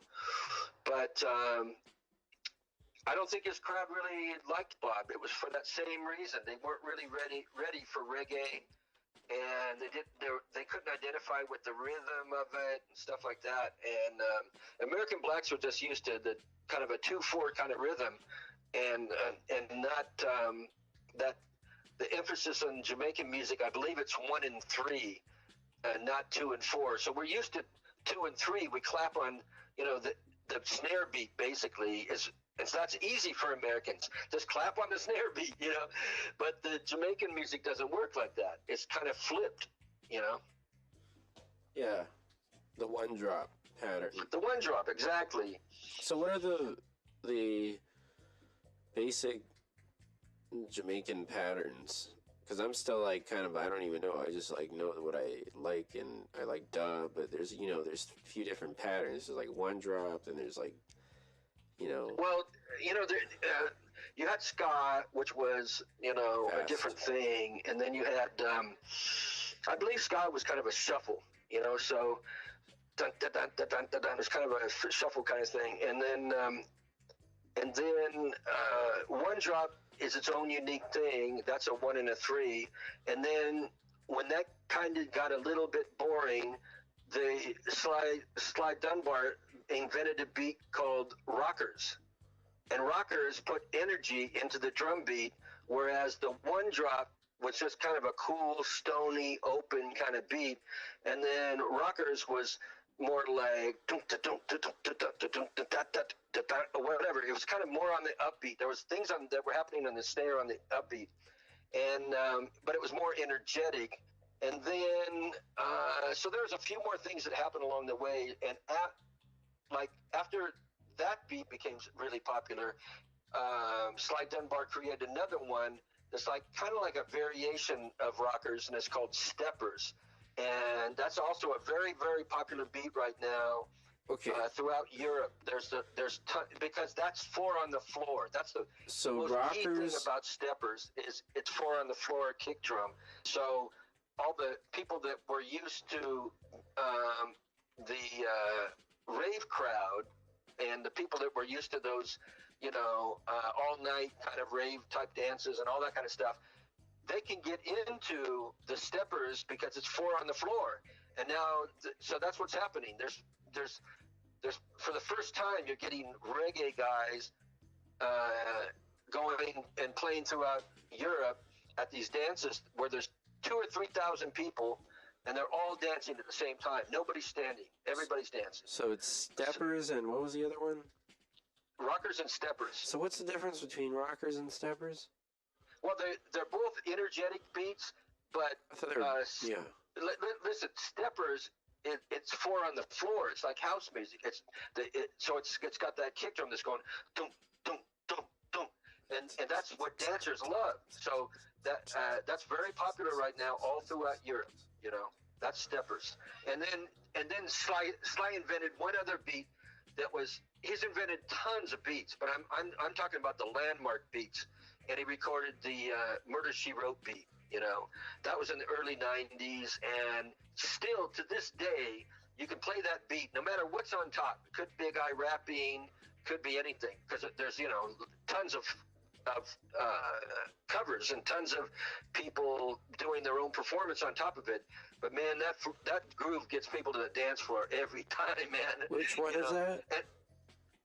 Murder, She Wrote. Murder, She Wrote. That's yeah. right. And there were, various other hits at that same period that came from the same exact rhythm. So Bam Bam, Bam Bam, not the Bam Bam by Sister Nancy, but the one by Chakademus and Pliers.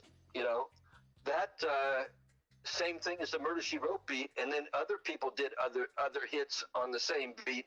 So that beat is a huge, successful beat. That, like I say, today you can play that at a peak hour. If you drop that beat, it'll pull people to the floor. You'll have a packed crowd.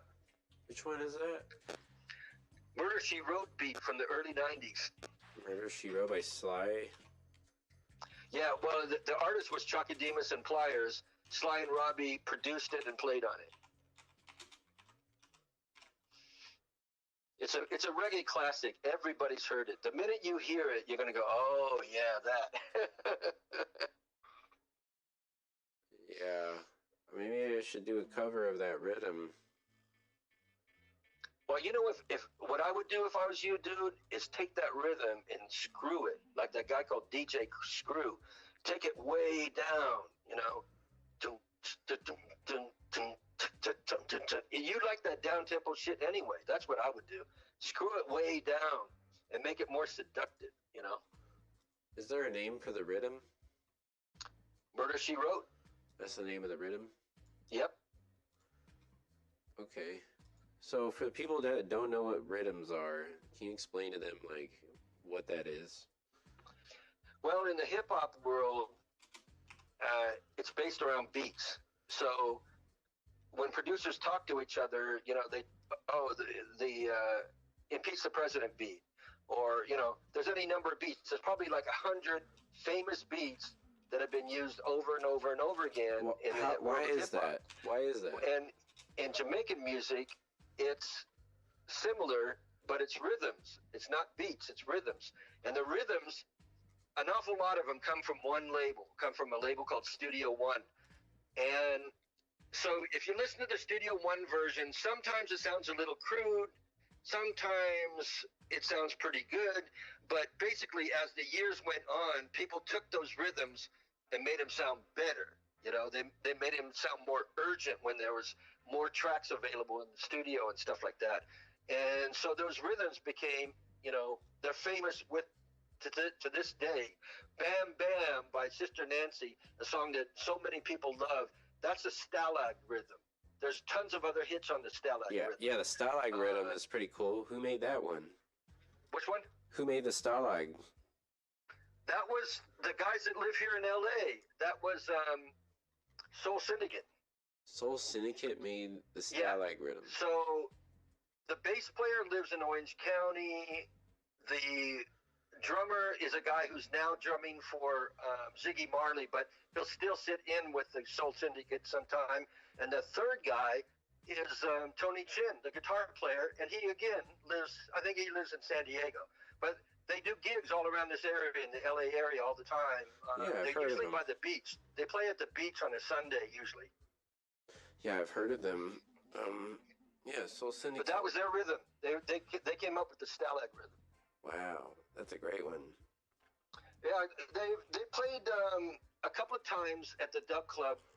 Sometimes backing a singer, and then sometimes, like recently, they did a dub set. So they played, you know, Stalag and other rhythms that they introduced, and they played whatever. They just played even some rhythms that other people made popular and stuff like that. But yeah, they were the ones on that. And then there's the Answer is another pretty big rhythm that people might recognize, and it's got a bass line that goes boom, boom, a doo doo dum dum dum dum dum, a ding a dum dum dum. Again, that's just a song that was tremendous. That rhythm was tremendously popular in the dance halls, and again, it shows up all the time. Still, you know, it wouldn't be surprising for there to be a new song on that rhythm now. Wait, how did that one go again? Boom, boom, a boom, boom, boom, boom, boom, boom, boom, a boom, boom, boom, boom, boom. It just keeps repeating that one thing. I see. And then there's Past the Dutchie. Dung, go, dung, go, dung, dung, dung, dung, dung, go, dung, go, dung. And, you know, that started from the Mighty Diamonds. They recorded one called Pass the Coochie, and that referred to a pipe that you smoke weed out of. So Musical Youth wanted to make a more acceptable version of that. They didn't want to refer to a chalice or a weed pipe. So they said Pass the Dutchie instead of the Coochie. So what the fuck is a Dutchie? I have no idea. I think, it's supposed to be, in theory, it's supposed to be a pot that you make soup in, I believe. Oh, that's fucking... They had to make it completely, they had to sanitize it because there was little kids in that band. There was one guy who was like 8 years old or something like that, so they couldn't be singing on TV about weed smoking. What about that motherfucking dude, Billy Boyo? Isn't he like a kid smoking weed and shit? Yeah, he's a pretty wild kid, and he grew up and continued to MC as he got older, but there's kind of a tradition. Beanie Man started off when he was a young kid. Beanie means small. So there's been a bunch of, Jacob Miller, his first record came out when he was 10 or 11 on Studio One. So there's been a trend for a lot of guys to start off their careers at a very young age, and then some of them are lucky enough to have full-blown careers when they grow up, and other guys just can't. It's just like in Hollywood with child actors, you know. Only the occasional ones can continue into the adult field, you know. Wow, that's crazy. Wait, so you said you went to Jamaica 20 times? Yeah. What was it like going to Jamaica in that era? Well, if you see the movie called Rockers, it looked like that. That movie was made in the 70s, yeah? Yeah, 70s. It was all in the 70s because the thing that made it change a lot is that cocaine hit the island pretty hard in 1980. So before cocaine hit, very kind of laid-back place, kind of chill. You know, people would smoke weed mostly if they wanted to get high, or, you know, like, and then you know, some people were drinkers, but all the Rastas and the people in the music business and stuff like that, they tended to be weed smokers, and then they might sip on a beer. That was how they did it. They did. You never saw a guy drink, smoke a bunch of weed, and at the same time drink a bunch of beer. They would just smoke. They would mostly smoke weed, and then casually, sip on a beer over an hour or two, or something like that. That's kind of how most guys did it back then. It's kind of like what I'm doing over here. Taking me 1 hour to drink this whole beer. Yeah, same thing, and that was a popular thing to do back then. And so it was like that, dude. It was pretty chill until the Coke thing happened. And then, when I was going there were rough parts of town that you knew to stay away from because they tended to be more violent there and stuff like that. So the tourists, for example, you could say, don't go here, and don't go there, But once cocaine hit, every place was dangerous. Even uptown, downtown, no matter where you went, somebody could get hopped up on coke and stick somebody up with a gun in the street, So it started to get nuttier after coke went there. Yeah. Wow. So that hit 1980. Yeah. Did anything fucking freaky ever happen to you in Jamaica? Like, were you almost kidnapped one time, or did you have to run from the cops, or? I think something similar happened to that, but I weaseled out of the situation. It wasn't anywhere as serious as that, but sometimes it feels like the Wild West over there. And I don't know about now, but back when I went there, it was kind of like the Wild West. Like, I remember I had all these guys in the car because nobody had a car back then. So I'm driving Robbie Shakespeare. I'm driving all these guys, singers and all these guys. So, usually there's like 3 guys in the back and then a guy next to me. So say like 4 guys. And I remember driving down the street and all of a sudden there's a car in front of us and it's sideways, And then other people were doing weird shit because in response to that car.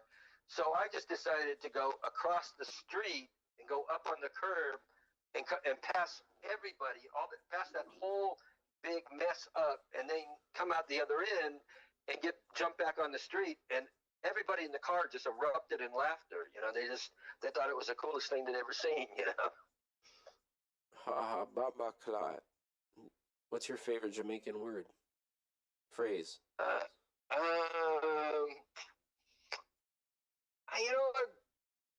I like Boomba a lot. It's kind of a short version of Boomba Clot. Boomba. Yeah.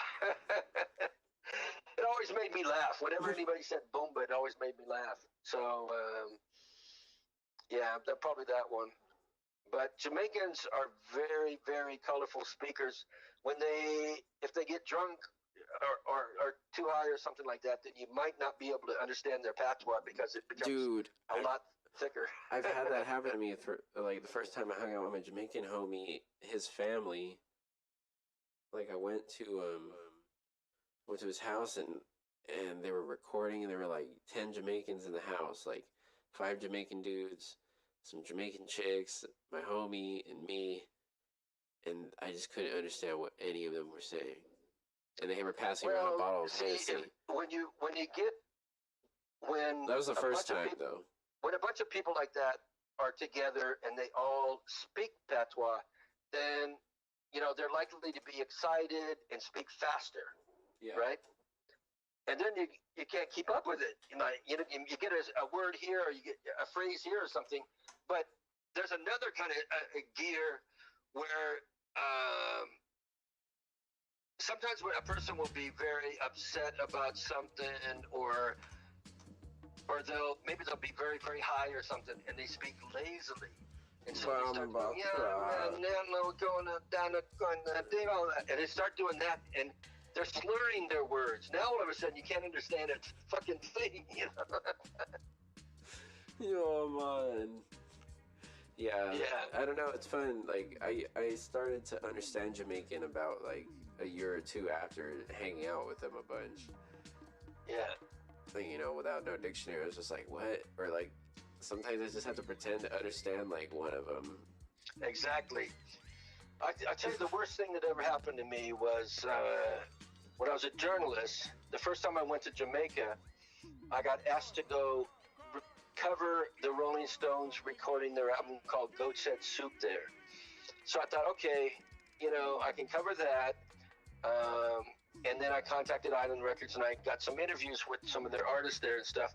So I interviewed Bob Marley at that time, and I couldn't do it. Back then, dude, I was brand new to the patois, okay? So when he stopped talking, I don't exactly know what he said. So instead of replying to what he just said, I'd look at the next question on my notebook pad and then ask him a different question. But I literally, dude, I did not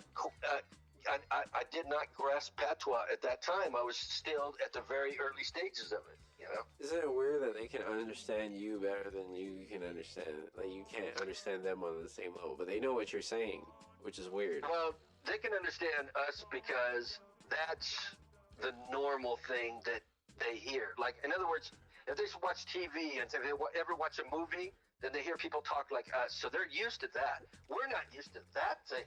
That patois is not out there in the culture as much as our language. Our English language it rules the skies. All around the world, if somebody wants to communicate with the airport, they have to speak in English. Really?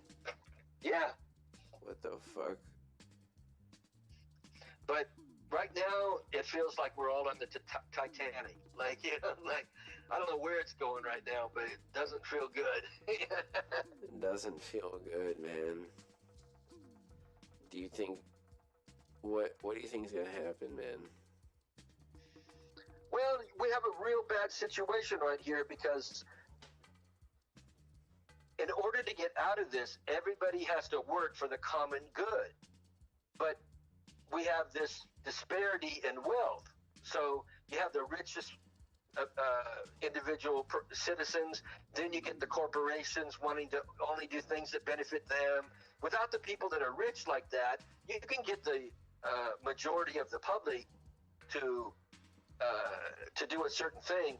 But I'm saying in order for it to effectively move into a new zone and be progressive for the future and all that stuff, it would take everybody working toward the common good. But you can't get that in America because the people that are the haves aren't going to cooperate for the greater good. They're going, I'm cool, Yeah, I'm seeing it. Well, okay, so I'm 70 years old. I've lived a long time. When I was young, in the 50s, the 60s, the 70s, those kind of years in this country, corporations cared about having a quality product so they could get brand loyalty from citizens, right? So guys that made TVs would try to make the best TV they can, and then when people went time to replace it, if it was an RCA TV, they'd go buy another RCA TV because it was a good TV. Well, these days, people don't have the same kind of, corporations don't have the same kind of being conscious toward their consumer and doing the best things for the consumer and all that stuff. They're not really like that, dude. It's like maybe Whole Foods is, but the majority of the way that this country is run is like grab the buck and go. And the difference is we have a more dense population. So if you burn out part of the population, there's another part of the population that's new. So they think that they're not backed into a corner.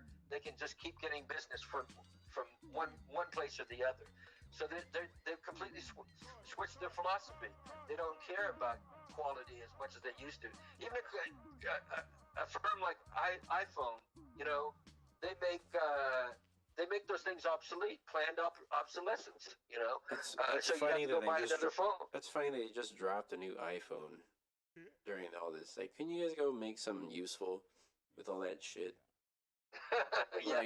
Like the new iPhone. Like, didn't iPhone just come out like 2 months ago? What the fuck is wrong with you people? Go make something good. Well, see, that's what I'm saying is that their marketing and the way that they put out their products and the quality of the products, like, it feels sometimes that they put things out prematurely and they know it's not going to work entirely well, but they put it out prematurely because they want to get the Christmas sales or something like that, you know.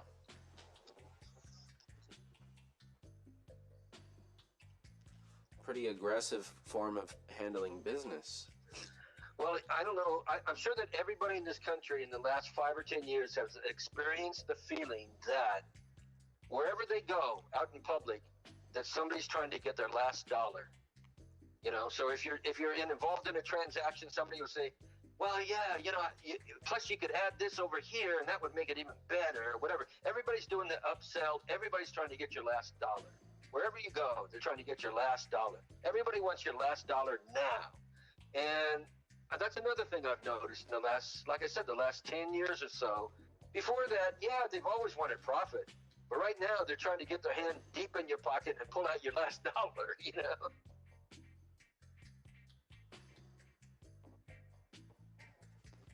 I see. Man, well, we're pretty stoned over here. Did you smoke? Guys, should probably get going. My roommate got me a burger here, and it's gotten a little cold there. Oh shit! From where? It's Fat Burger. Fat Burger. That sounds great, man. Holy shit. I was thinking today that I would like. We don't have a burger place close to. We live in a nice neighborhood, but we don't have a burger place close to us. And just this afternoon, I was thinking, man, I feel like a burger, but there was no places close to us, and I don't like going out because of my age, you know. Yeah, I feel that, man. Well, shit. Stay healthy. Stay blazing. Hey, have you ever eaten mushrooms? No. You never eaten magic mushrooms before?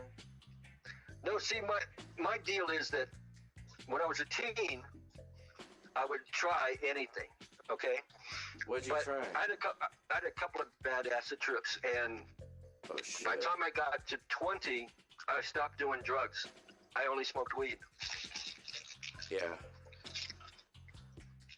So I would say that might be one of the factors that got me this far. You know, the fact that I'm 70 years old now and I'm still kind of, you know, young at heart or whatever you want to call it. Yeah. So how do you feel about, I mean, you know, there's like vegan people and this and that. You're just eating a burger. How do you feel about what you should be eating to survive long and feel good? Well, I think that sometimes people get a little too militant about things, and I respect vegans, and I respect vegetarians, and I respect people that are conscientious because of animals, and you know, for various reasons. I'm sympathetic to all of that, but sometimes I like a burger. So in my own life, I've started to eat more vegetarian. To be honest, like, I'll eat a salad every once in a while. If ever I eat Mexican food, I don't really like to have meat with it, and stuff like that. So I've made gradual changes to pull away from being the carnivore that I used to be. But I still like a good burger once or twice a month too. So, you know, I think the key thing is in life, the older that I get, the more I can see that some of these things have been designed for public consumption. In other words, there's kind of a con thing going on, because when I was young, they always told us drink a glass of milk or two every day because it builds your body strong. Then later on, they shamed milk, and they said, it's not meant to be drunk by humans past the age of being an infant or something like that. And so there's so many things that are said like that and that are created by the industry themselves, you know, so that they can sell more of a product and stuff. So I think really at the end of the day, we all have to be our own advocates and figure out what's the best thing to eat for ourselves, you know? I agree. But the thing that makes me nervous, again, I'm allergic to conformity. So when I see people on the West Side, and they go, I do yoga, I'm a vegan, and I go to the gym every day, or something like that. If they tell me those three things, I'm going, you know, you're part of that army. You know what I mean? Like, they all do the same thing. Yeah. I'm a vegan. I go with and especially if you meet them and within 10 minutes they start talking about that. If they bring up veganism or whatever, then it's kind of a pose in a way. Because if you're a vegan and you enjoy eating vegan, fine. It doesn't have to be a topic of conversation, and it doesn't have to be the first thing you say to somebody when you meet them.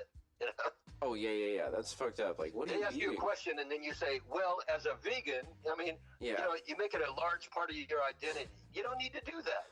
Yeah, like try to get along with people and try to respect people because everybody's a little bit different sometimes. Exactly, man. I don't know what the fuck. I feel weird around vegans, and like I eat vegan for the most part. Like I cook at home vegan because it's cheap, and like, but the other day, like you said, you gotta get a burger. So I got a burger yesterday. I got a triple stack burger from Burgers Never Say Die. Then I also got a double. So I got two big ass burgers, and I fucking ate those and passed out, all greasy and shit. Fat burger sounds good. I'm glad that they're open. Yeah, fat burgers. I love grilled burgers. I love the charcoal aspect of it. But I'm just saying, hey, look, I've seen a lot of people eat food that I personally wouldn't eat, but I don't have a problem with it. I don't have a problem if somebody wants to stop at one of those hot dog stalls, like at the end of the club night, where they wrap bacon around it or something like that. Yeah, I've done it myself. Like, when you're drunk enough, that shit looks good. Oh, yeah. When you drink, I could eat 2 of those with mustard. But see, I would never be judgmental about somebody doing that, even if I've moved beyond it and I decided I'm not going to eat that anymore. I'm not going to shame people because they choose to do it. I think that's where we have to relax with each other. We have to kind of go, okay, not everybody's the same. And then just kind of, people in Europe, believe me, are way bit more sophisticated, at least when the ones I've been exposed to, and people in Finland and Sweden and stuff like that, they kind of live and think differently than we do, and that's what I kind of like about traveling. And, when you get away from the U.S., when the U.S. isn't the center of your life, then you can get exposed to another way of viewing the world because we're all raised with one status quo. Where you go to work at 9, you end at 6, and whatever, all this kind of schedule shit. Go to Spain and they'll take a nap in the middle of the day, the whole country. Go to Italy, they'll do the same thing. They'll take an afternoon nap, and it'll be a part of how they live. So it's important, I think, to understand that there's more than one way to skin a cat. There's more than one way to live.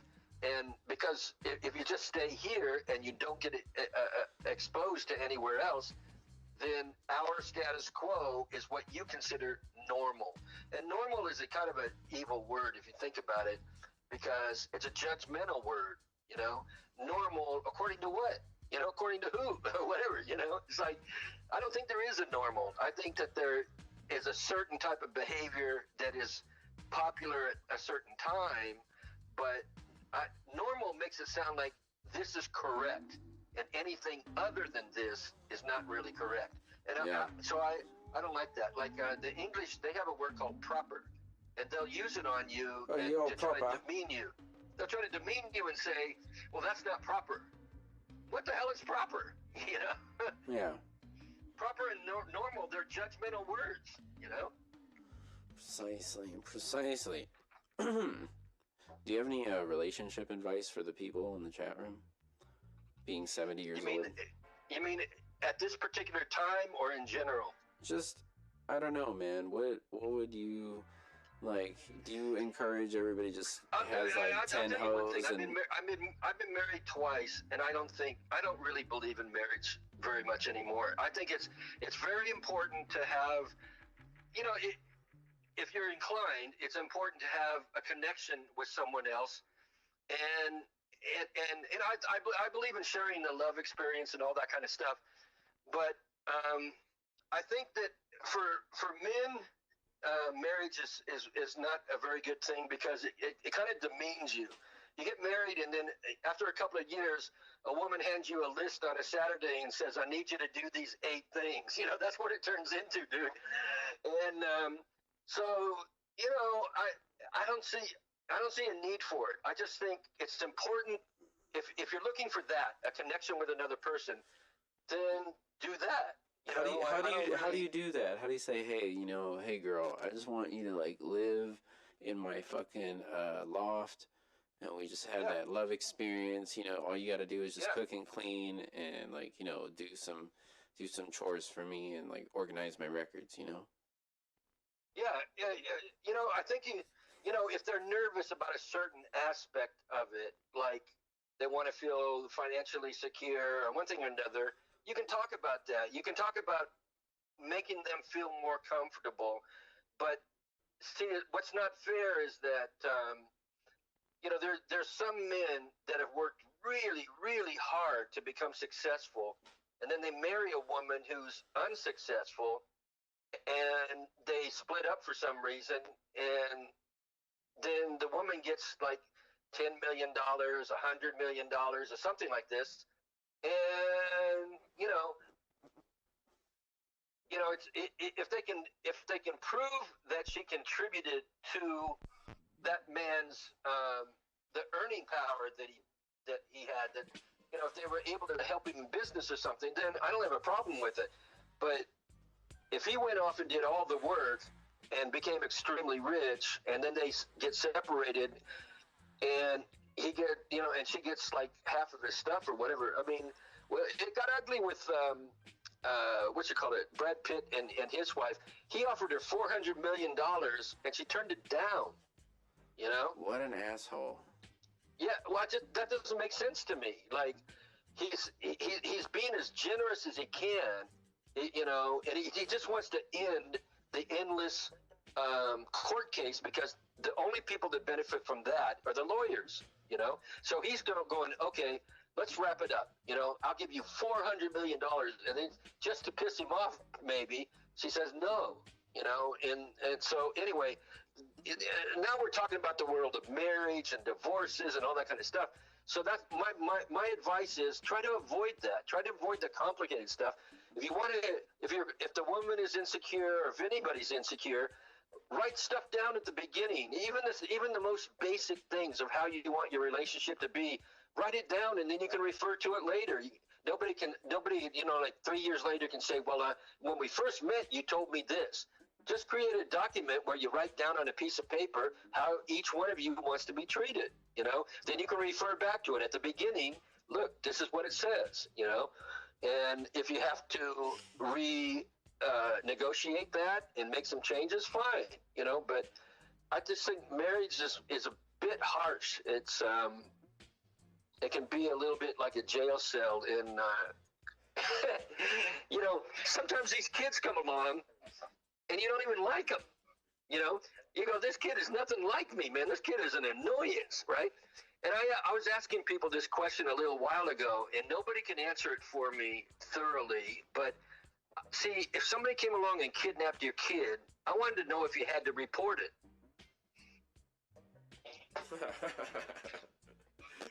Oh my god. Because if you didn't like your kid, somebody might have been doing you a favor. Yeah, if your kid's like an asshole, like, this is like a bad kid, Yeah, I mean, what if you had Charles Manson as a kid, and he's always like, destroying your things or something shit like that. If somebody kidnapped that kid, I'd be saying thank you. There's some people who think their kids can't do no wrong, though. Well, those are lovely people that think that way. They're like, oh, Billy can't do no wrong, even though he, like, is a serial killer and all this shit. Like, oh, he's such a good boy. After they catch one of those guys, they could have done the most hideous things imaginable. They could have been a serial killer, all that kind of stuff. There's always a neighbor next door that says things like, he was the nicest guy, or the parents like, I can't believe he said that or did that or whatever. It's like, come on, man, Yeah. Oh, boy. So what are you listening to these days? The main stock and trade is I'm chasing music from the 70s to the 90s overseas. So that's what I've been doing mainly. But I've also been trying to find music that's made in the 2000s that I find, that I get off on. And so that's a real challenge for me. Like, I think music has gotten off track to a certain degree. And so I'm always looking for something that, is still good. I see. So, so that being said, what's your purpose in life? Well, I knew from a very young age that I wasn't going to do any other line of work but the music business. So it was all of my focus has been in appreciation of music, the artful aspect of music. That's what drives me. Nothing to do with personalities. Like the record business, the business of music is to do with personalities. And quite often I feel uneasy around those people, the people that represent copyrights and all that kind of stuff. But I love music, so I stick close to music. You see me out. We both talk about things that excite us about music and stuff like that, and the DJs that we feel do it the right way or whatever. And so that's how I keep healthy. I keep healthy by keeping connected to inspired music, and I can handle myself when it comes to a business situation or even a dogfight. I'm not intimidated by anybody, but I really prefer to stay away from it, honestly. Like, I have my own little record label. I don't have to deal with too many people, and so it's the ultimate blessing. I don't have a house on top of a hill. I don't have millions of dollars in the bank, but I get to create music that people seem to like. I mean, every one of our 45s are sold out, and I'm spreading positivity, and in some cases allowing things to be heard that were not generally out there, that I'm unearthing music from another part of the world and making it known to people here. So I feel happy about all that. Fuck yeah, man. Bringing music. How do you pronounce it? Gemino? Xemino? Oh, well, see, there's two ways of pronouncing it, really. And I grew up in Long Beach, and everybody in Long Beach says it the same way, and it's incorrect. Even the Spanish-speaking people, they just go along with the incorrect pronunciation, which is Xemino. That's the incorrect pronunciation. The correct pronunciation is Jimeno. That's how it should be pronounced. Jimeno. What does that mean? Well, it's more of a name. So there was a guy in Spain in like the 1600s, and at the time that I thought of the name for the label, I went on to Google to see if there were any I was researching the name and all this kind of stuff. So a guy popped up, and I can't remember exactly what he was. He was either a great general or a great painter. And one of those two things, I swear to God, I can't remember the difference. But our logo is his signature. Our logo is from this guy's signature from the 1600s, Oh, shit. or the 1700s, yeah, in Spain. So we just took his autograph. That's what looked dope, was the way he wrote Ximeno or Jimeno. I see. Jimeno. That's pretty cool. That's Well, interesting. I went to when I went to high school, everything was kind of cut and dried, pretty whitewashed, back then in the 50s and 60s and stuff. But I had to walk down a street called Jimeno every day. I walked down that street to go to high school. So because it was kind of a central route that connected me to a lot of things, I felt good about it. And then when we started thinking of a name for a label, I thought that I wanted a name that sounded distinctive, that didn't sound like any other name. And that word came up again. It came up in my head and just goes, and I just thought, well, it's not typical thing. It's not an expected thing to call a label that. So that means it's probably the best thing, you know? Yeah, that's cool. I always thought it was a cool name. XIMENO Records. Yeah. Yeah, that's cool, man. Well, shit. Guess thanks for calling in. How was your burger? I haven't eaten it yet. I've been talking to you. Oh, shit. Okay, alright. Fuck, my bad. Alright, Danny, I'm gonna leave you to your burger. Thanks for calling in. Maybe we'll have you back on the show. Skinny. We'll have you back on the show sometime. Anytime you want to do it in the future, you know, I'm always down to hang out with you, and I appreciate having your friendship in my life. Yeah, man, likewise. Fucking, I appreciate you as well, Danny. I hope that we get to enjoy some kind of libations at the Peanut Butter Wolf's Gold Line Bar again sometime in the future. Oh, yeah. I saw he was tuned into your birthday yesterday. Yeah, he was. At the same time, there was the DJ from Portishead and Peanut Butter Wolf were having a conversation together in the room while they're watching my set. I mean, Jeff Barrow? Andy Smith was the original DJ for when Portishead first came out. Oh, that's cool. Yeah. Yeah. They don't even know that Skinny Pablo was in there. Fucking, it's like shit. You see, that's the thing. When one of these big acts that came from the 90s, that gangster culture or something like that, one of those guys, like the Alcoholics or something, they should get you to be the DJ. Shit, man. I don't know if people are ready for me to be their DJ. It's like, a DJ takes too many naps and he eats mushrooms and he's pretty good at what he does and like. See, even a thing like hip hop is just turned into cliches. The whole fucking thing is turned into cliches. When I say hip, you say hop. You know, how many times have you heard that at a fucking show, right? Oh, by so many different rappers, yeah. I once took a rapper into the studio. I was about to take him into the studio to do a song for a movie. So, you know, budget is a concern and stuff like that. So I said to the rapper, I got to see your lyrics before we go in. And the guy said, well, hey, we don't do it that way. You know, talking about rappers. And I said, well, how do you do it? And he goes, we get into the studio, we run down the track, and then we write the words in the studio. You know, I'm sure that worked fine for Tupac, right?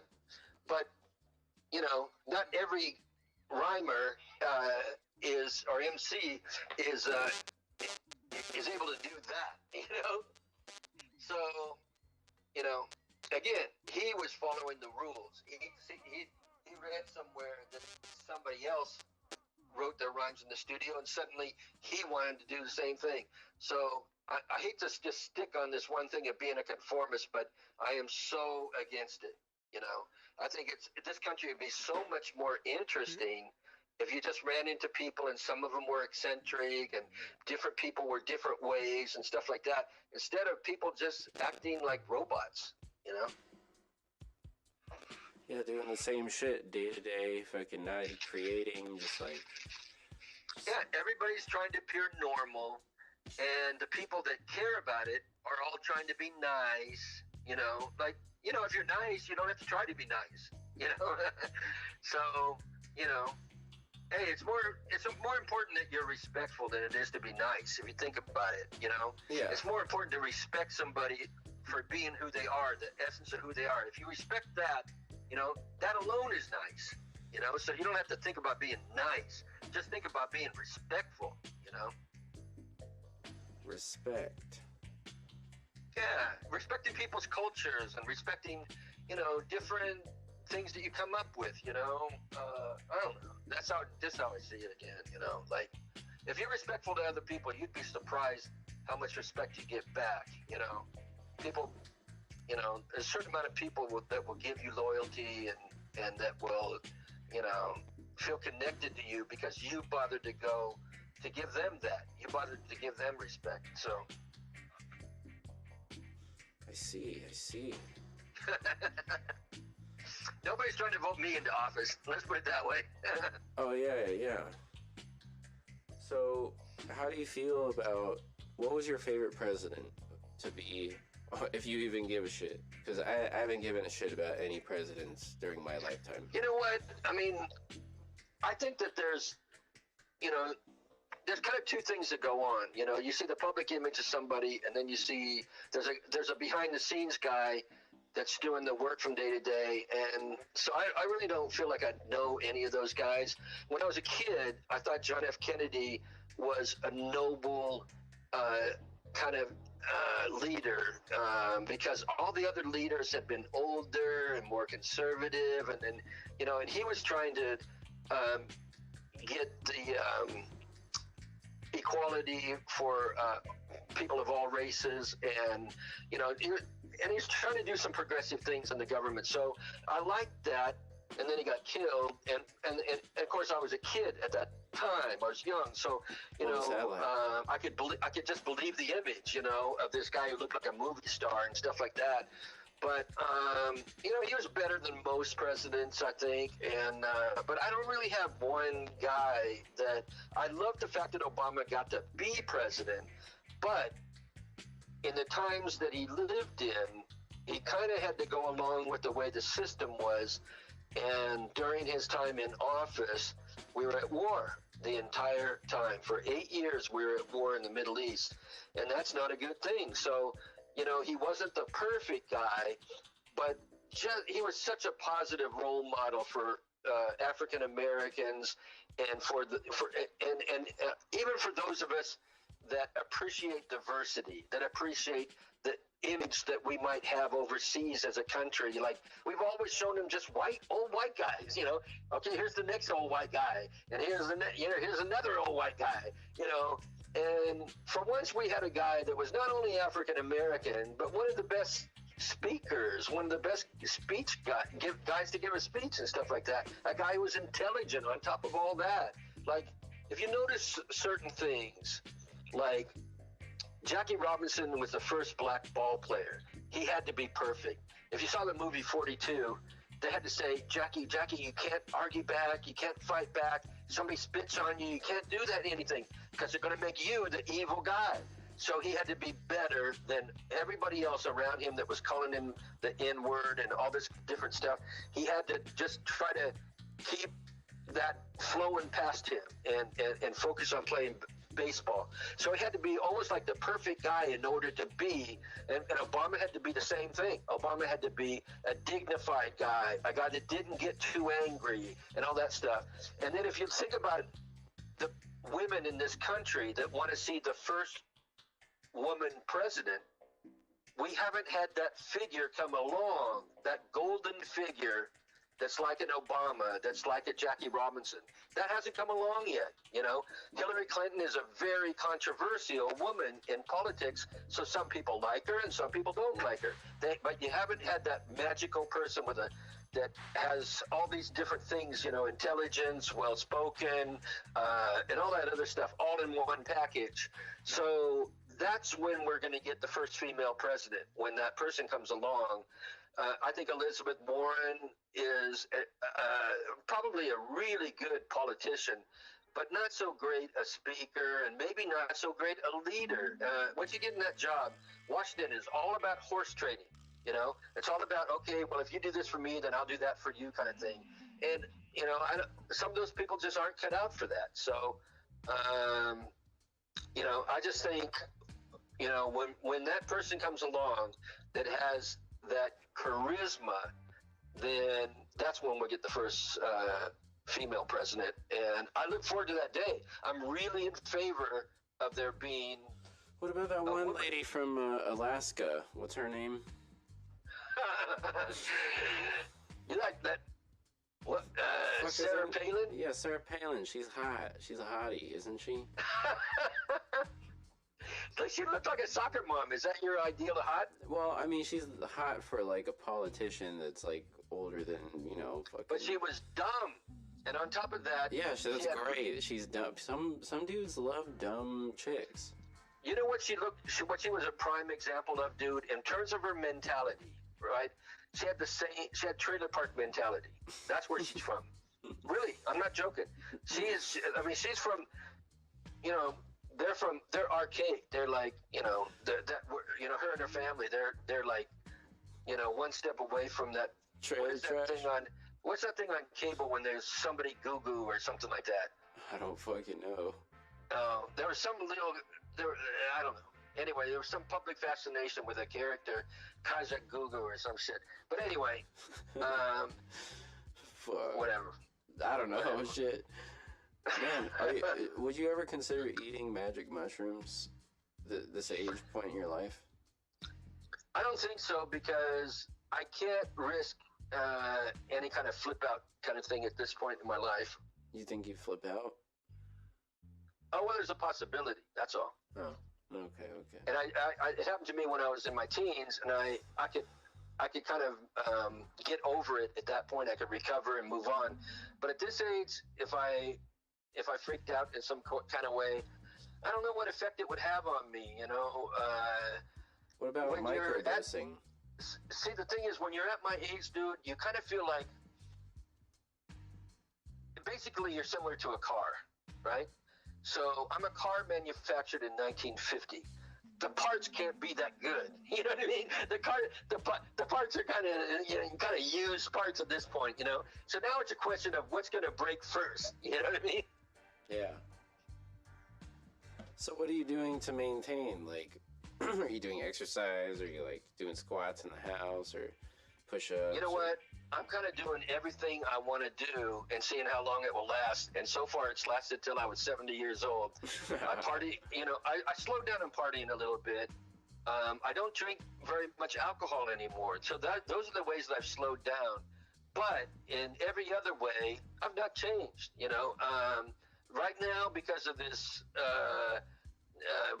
this thing that's in the air, I'm eating too much, so I probably gained like 20 pounds or something like that.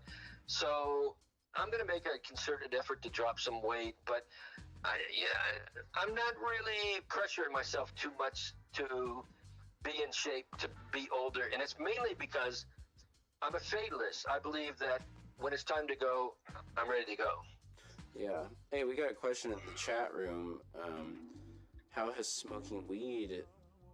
has weed affected your health in any way? Like, how has it affected your health? Well, it's been revealed in the last couple of years through a network of heavy stoners and a little bit medically as well, that there's only one concrete thing that can be harmful and tied to weed, and it's associated with your lungs.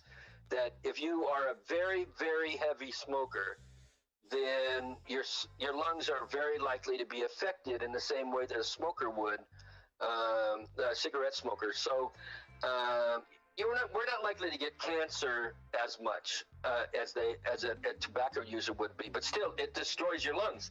So, right now I'm trying to make a concerted effort. Somebody told me about an edible or something that they were able to take, and it had still affected their whole body and stuff. So anyway, I'm looking into ways that I could get away from smoking, because the only thing so far I enjoy is smoking weed through a pipe or a joint. That's it. Nothing else. I don't like bongs.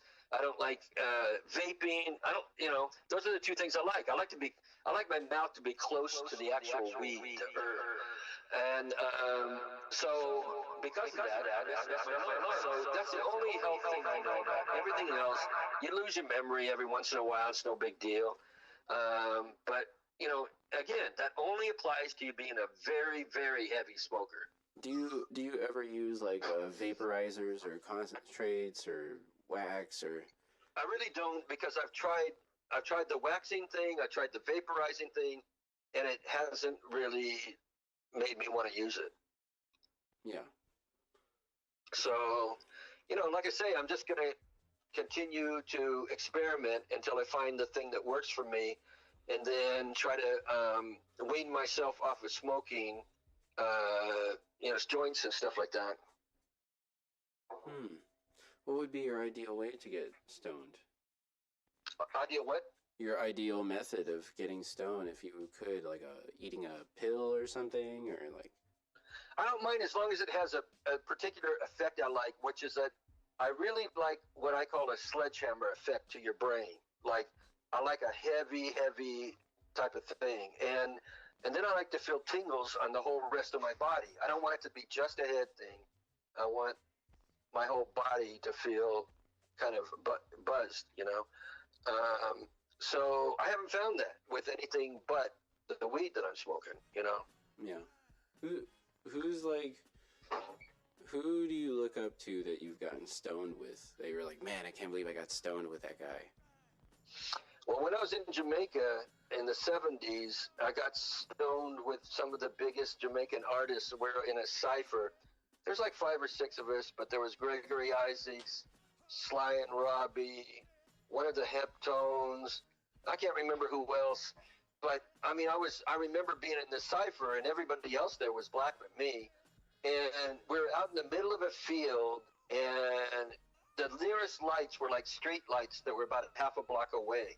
So I couldn't see and we had a big chalice that we were smoking, and I couldn't see those guys, even though they were like 2 to 5 feet away from me. I couldn't see them until they took a hit off the chalice, and then it lit up their faces. And so those guys were probably the guys that I look up to the most in terms of me getting high with them. But I got high with Bob Marley a bunch of times, you know, like, so that was kind of, I went on tour with him for a few days because in 1973, because I recorded the Wailers on tour in 1973, and nothing came from it. Nothing got released from it until about 2010, I think. They put out an album called Live at Leeds, and I'm the one that recorded it, but they didn't put my name on there. Yeah, so for some reason they're allergic to giving me credit for the things that I do sometimes, and I didn't get actual credit for Bob Marley Live at the Lyceum that I did, but everybody knows I did it. It's all over the internet. It's on BobMarley.com, the official Bob Marley site. It's on Wikipedia. It's on everything. Everything you look up, there's my name. I did it. And there's a guy here in Los Angeles called Dennis Morris, who's a photographer. His pictures were used for the cover of that album, Bob Marley Live, right? Yeah. He knows I recorded it, you know, and he's right here in Los Angeles. I was you know, for some reason I didn't get credit on the sleeve, and but it's acknowledged that I did it. So I got to live with that, you know. Dennis Morris take any photos of you over there? I asked him that recently. I said, when we were hanging out in Jamaica together, did you ever get any pictures of me? And he said, no. But that's what it was like back then. That's why I'm shocked sometimes when I see some of the pictures that emerged from the studios, because all the time that I was in the studios with people, the photographers only took pictures of the stars and not the engineers and not the other people that were around. They would just take pictures of the stars all the time. And it didn't bother me. I was, for example, I worked for Chris Blackwell for over 20 years, and I don't have a picture of me with him. It's because I never went up to him and said, hey, let's have our picture taken, you know? Yeah. For sure. Same thing with me and Bob Marley. I hung out with Bob Marley all the time. Like I said, I did a tour with him. I worked with him in Jamaica. I worked with him in lots of different places and doing different things. I never once went up to him and said, hey, I got to have my picture taken with you, you know? So to this day, I don't have my picture taken with him, but I always figured that the memories in my head were more important than doing a superficial thing like, hey, let's take a picture. Yeah. Being there in the moment so you get to experience it and remember it, and then you relive it in your brain when you daydream. There used to be a thing that you would go into certain guys' office at a record company. Certain guys did this. And you go into the office and there'd be like 80 pictures on their wall of them with famous people shaking hands and stuff, right? Yeah. And then you ask yourself, I wonder who asked to have this picture taken. And 90% of the time, it was not the famous person. It's always the guy who's not famous or as famous or whatever that says, hey, I'd like to have my picture taken with you because you're the hot guy this week, you know? Yeah. I never wanted to be that guy. I never wanted to be the guy who was the jocker, the guy who tries to kiss ass. That's why I never asked to have my picture taken with nobody. Same. I only started asking to get my pictures taken with people like recently, because I'm just like, hey, I want a picture with that dude. But, I mean, I photobomb photos, Look, but you interviewed Chong, right? Cheech and Chong. I didn't right? get a photo with him. Oh, I thought you did. I thought I saw that. No, he's wearing my shirt though, Okay, but my point is, which is better. my point is this: that if you get a picture of yourself with him now, it's a thing you can treasure for the rest of your life, and you can tell stories about to people and stuff like that. And but if you didn't, and he passed away, you might feel a sense of loss that, oh man, I wish I had a picture with that guy. So I mean, I feel that way a little bit now with Bob Marley and stuff like that. Like I wish I did have, some kind of picture from back then. But again, it just wasn't my way. It wasn't my way to walk up to Bob Marley and say, hey, let's have our picture taken together, Yeah, I feel that. It's kind of like what I was looking for was mutual respect, and it's kind of like groveling to walk up to somebody when they're famous and say, how can you have a relationship of mutual respect if you walk up to the person and say, can I have my picture or can I have your autograph on my record? It's hard for them to respect you in business if you're saying shit like that. Yeah. But where you are right now, I think it's important to do it. Like, have your picture taken with as many people. You know what? Because here's the other thing. We go back to you being an unusual artist, like a brave artist, a person that's trying to present your own unique thing. So sometimes you need to show other people the support you're having from different people in the community that are recognizing what you're doing, and then maybe that gives you a little bit, more respect from them and stuff like that. Oh wow, this guy, that guy, one thing and the other. So, I would say, again, looking in hindsight, I probably regret it a little bit that I didn't get, I didn't have to be as religious as I was about it. Like, I really didn't get many pictures of me with anybody. Like, I got one with Mick Jagger and one with, a couple of other people, but I never went out of my way to do it. The one with Mick Jagger, the photographer just happened to take my picture with him, while I was interviewing him. Yeah. So, man, wait, shit. So you met Jimi Hendrix when he was, like, how old? 67. He died at the age of 27 in 1970. So 3 years before that, he was 24. You met 24-year-old Jim, and was he like popping at the time, or what? How was that? Like, if he was popular in the UK, and the show that I was at in Monterey was his first gig back in the US with the Experience. So now he's completely psychedelicized and everything like that. He left the country being a soul singer in a way. He had Jimmy James and the something or others, and he was playing in New York in Greenwich Village. But when he came back, when he went to England, he got all kind of psychedelicized. Cream was the biggest band with Eric Clapton. They were a trio, so they formed a trio too, and then they, so the first American show was Monterey, and that's where I met him. And it was the most amazing thing, because before he played, I was, like I said, I was downstairs in the bedroom. It was kind of an open format thing, like a loft, and nobody was paying him any mind at all. But I didn't see him after the show, but he was a star after the show. From that point on, he was a star. He became the biggest concert draw in the 60s. He used to earn $100,000 a gig in the 60s. He was the biggest concert draw in the country. And he didn't do normal tours. Like most bands would do a tour that started in one place, and then you'd move your way along the country, and go from town to town like that. Hendrix would play Seattle one night, and then play Boston, and then go to Texas, and then he just fly all around the country like that, because he went to the places that paid him the most money. So whoever can come up with $100,000, he would play that show next, and so money dictated the shows that he played. That's a good way to do business like that. Yeah, he just flew all around the country in ways that didn't make sense on paper, but ultimately see his business was all messed up. He got like the people that represented him, they took the royalties from his records and stuff like that, and they said, look, hey, this is going to benefit you. We're going to store the money offshore. It's going to be in the Bahamas, So I said, yeah, fine, go ahead and do that. But what they did is they created all these shell companies.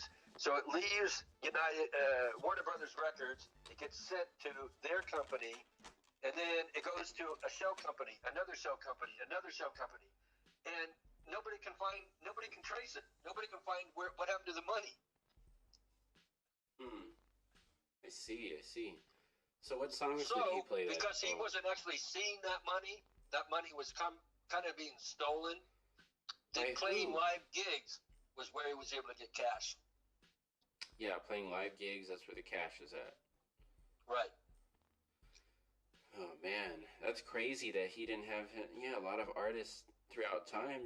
It seems to be a tradition of artists to not have control in the business aspect. They just fucking lose it. Well, see, now is a time that is good in terms of taking control of your career, because if you start at the beginning with your own setup, so you represent yourself entirely, you start up a web page, you make your music known in the best way. Some people it's YouTube, other people it's different outlets and stuff like that, and then you build a following through this, and occasionally you go out and you play live or whatever, and you just have to find the best marketing plan for you. You have to view the whole thing, and I would suggest being as original as you possibly can be. Like if everybody else goes to town and just plays this one club and then they leave, well, try to be the guy that sticks around for a while and goes to the local record stores and hangs out with them and gets to be a part of the community a little bit. And then you get a better vibe and feel, and your relationships are closer. You can actually call people up next time you go into town. The guy who's the manager of the record store, hey, how's everything going, and whatever. So if you get to know your business and have those kind of relationships from the ground floor up, then you have a stronger entity, But, the minute you start relying on big record labels to do it for you, you're likely to be disappointed. So, how would I know some people? It's like they want to get involved with music, but they're not necessarily a musical artist or anything like that. But I see you're running a record label. What's that like? Well, I mainly deal with catalog music that's already come out before. Yeah. So I'm interested in recording people now and putting out new music, but and I've talked to a couple of people about it, and they're into doing it, and we just haven't made the move yet. But that's the next phase for us, is to get into modern production. So you do catalog music. How do you feel about artists like re-releasing old music? Like, let's say Ice Skinny Pablo have these recordings from 2012 to 2015, and I want to drop them. It's old music. I think it's fine. Absolutely fine. Do you drop it as being old music, or do you drop it as being new music? That decision is strictly an artistic one, and so it's down to the creator. You're the creator. Mm-hmm. Because, you can do a compilation album and not tell anybody it's a compilation album. Just make up a name for it and take material from the past and do it that way. But some people would feel uncomfortable doing that. So it's just down to whatever the creator feels is the best way to do it, Yeah, for me it's like... You could either put it out and go, here's Ross Dude from 2012 to 2015. You could either do it that way, or you call it, Magical Kingdom, or whatever, some kind of name, and put your name up there, and then put those same tracks on there, and not tell anybody when they were recorded or whatever. And see, with that kind of decision, you have to look at, okay, how many followers do I have right now, and how many could I gain by releasing that type of record, you know? And if you may look at that and go, well, I don't think the people that follow me right now are going to be that bothered. They know the material that I recorded already, and so they may not be that bothered. And then, but to everybody else, it's a new record, and maybe I don't know, maybe it's the best of that period, the best of those years. So I always think it's best to give the public the best music you can, but then I also am a believer in flaws. This tendency of recent years to have a perfect sounding piece of music, for somebody to spend 3 weeks mixing it and getting everything absolutely perfect, that to me is kind of soulless. I like things to sound a little more raw. Yeah, raw. Yeah, so or just organic or natural or something like that. Anything that's digital and has been worked on for weeks and weeks and weeks is pretty soulless. Interesting. Wow. Okay. Soulless. Yeah, man. Because when I make beats, I don't I don't use the quantize option or use a sequencer. I just play it out. Then I loop it somehow, and it's kind of off. But it's like that's what my swing is at. That's how I'm swinging. I'm telling you, it has personality. The way you do it has personality to it. You can feel the humanity in it. If you were quantizing everything, it would lose its charm. Yeah. Just like, I don't know. Wow. Fucking hey, man, you're making me want to make some beats. Yeah, so if you were to hear, if you wanted a rhythm to be made into a beat, I mean, what would it be? Or, how would you... What about new rhythms? It seems like there's no new rhythms that come out that are There are some, but see, in Jamaica right now, it's really in a weird place. There's a few new artists that are kind of all teamed together in terms of preserving quality roots music, let's say. So Coffee, who won the Reggae Grammy this year, thank God she won it, because for the longest time it's been a very political award. And what I mean by that is, the insiders have tried to steer it towards older guys, and anybody that has the last name Marley would usually get nominated and usually win, just because you could call yourself Ebenezer Marley and you could probably win a Grammy, you know what I mean? But Skinny Marley. It went to a 19-year-old girl from Jamaica who is the hottest thing on the island, and he was kind of getting the response of like a Rihanna or something like that. Wow. From when she goes out into the world, people are feeling her music in different places in a big way. So thank God that she got the award, because that's an accurate reflection of somebody that's new and hot from Jamaica. Wow, that's really cool. She's just running things on the island. I mean, the two best things from my perspective about the Grammys this year is that she won and Billie Eilish won.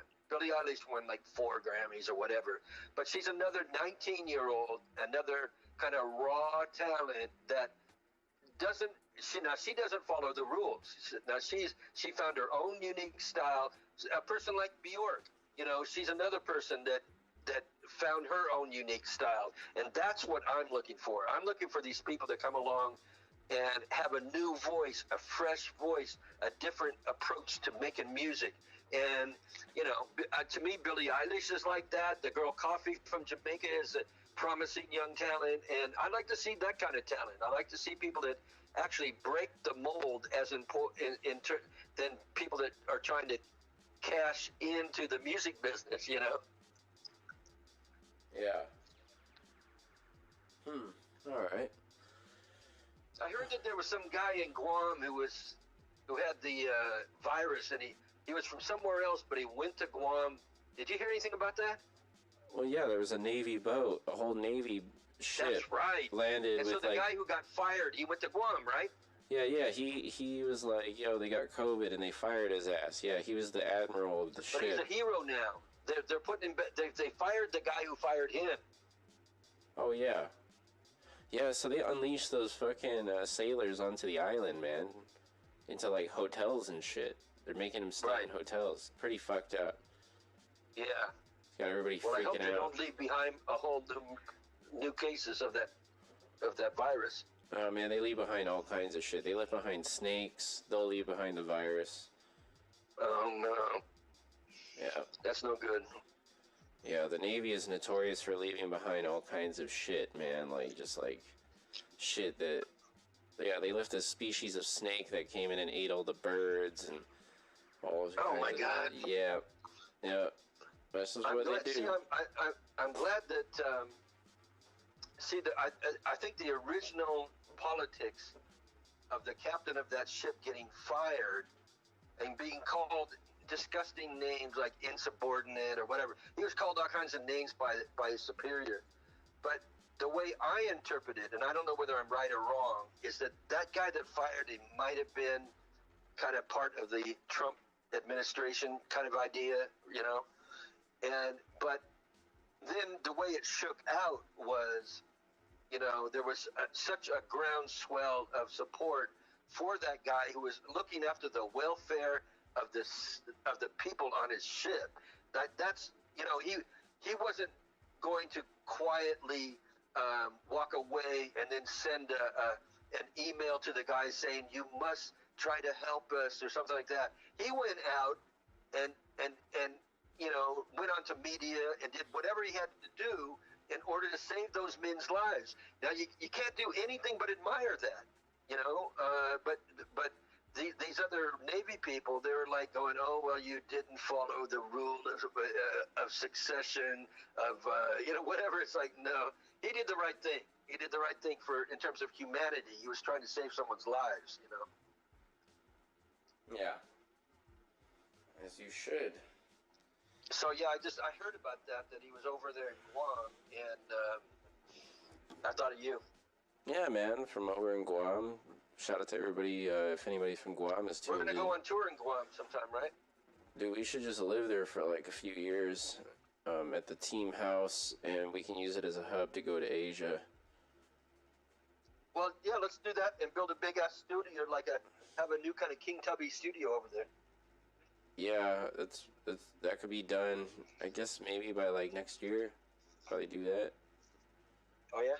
It's already almost the end of the year, and it feels like.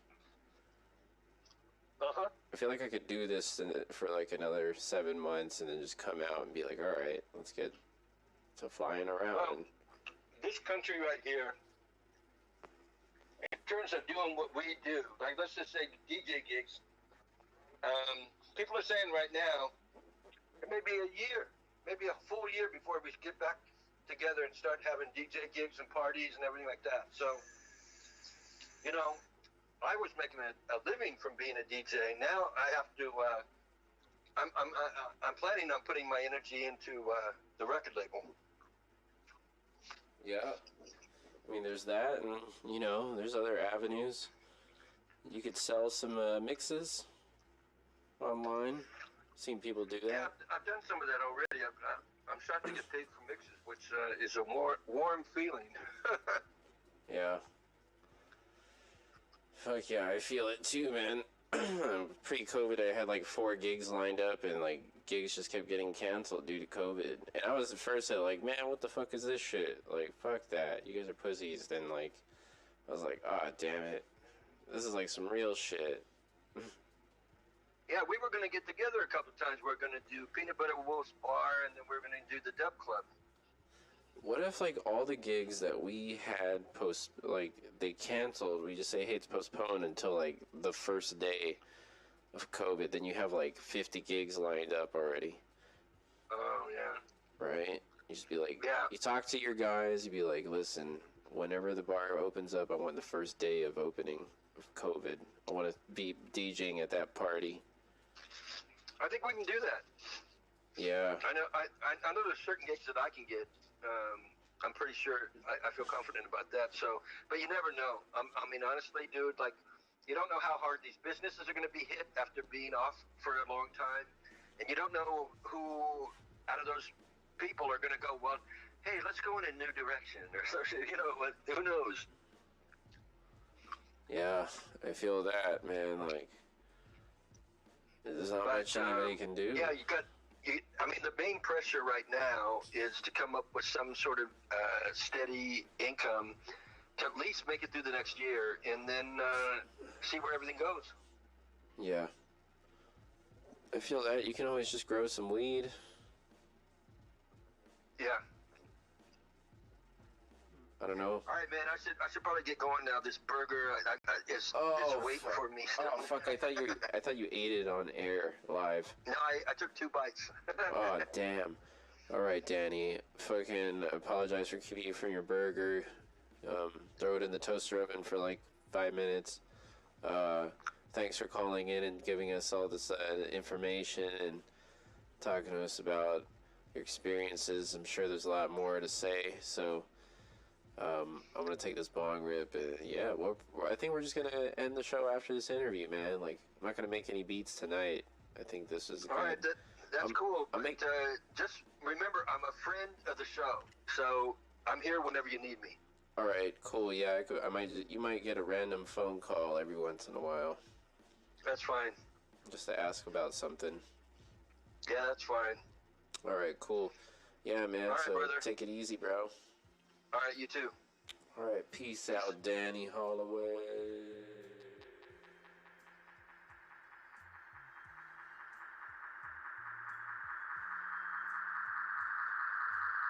There you have it, ladies and gentlemen. The man, the myth, whatever, the legend of Danny Holloway. Are we gonna make beats tonight? I don't know. Maybe we should. We need to take a little drink of water after this shit. So here, I'm gonna put some beats on. You guys are gonna chill while I get some,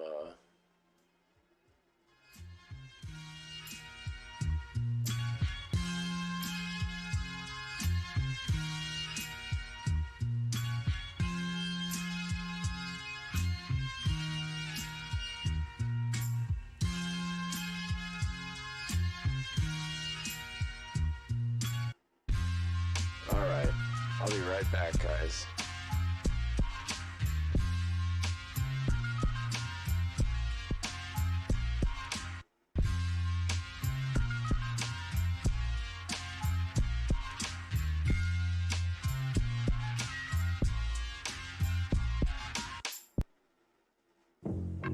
Lil' Kim not a whore, but I sex a nigga so good, you gotta tell us boys when it come to sex, don't test my skills. Cause my head game had you head over heels. Give a nigga the chills, haven't paid my bills. Buy matching Lambos with the same color wheels.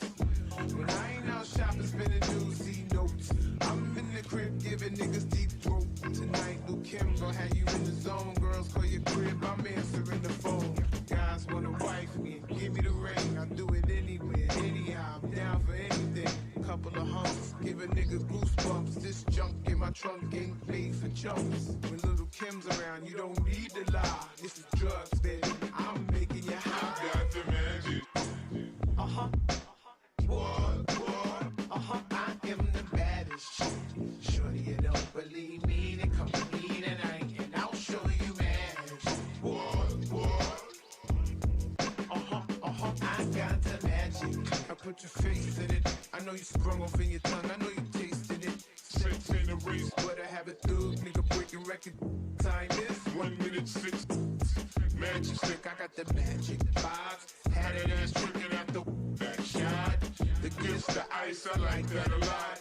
The minks, the leathers, the CEO drive. Magic. Uh-huh.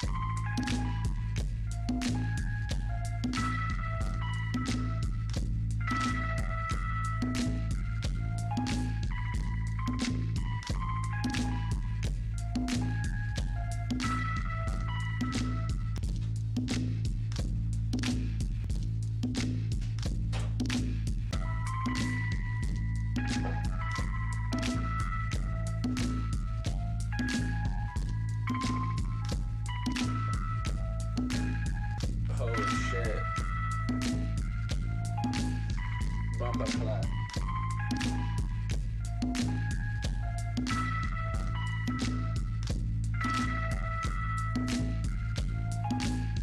Skinny Pablo is back.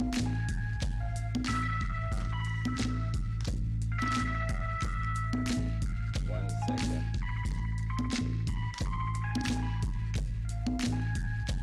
Oh shit. What's up, ladies and gentlemen? Here we are. Oh man.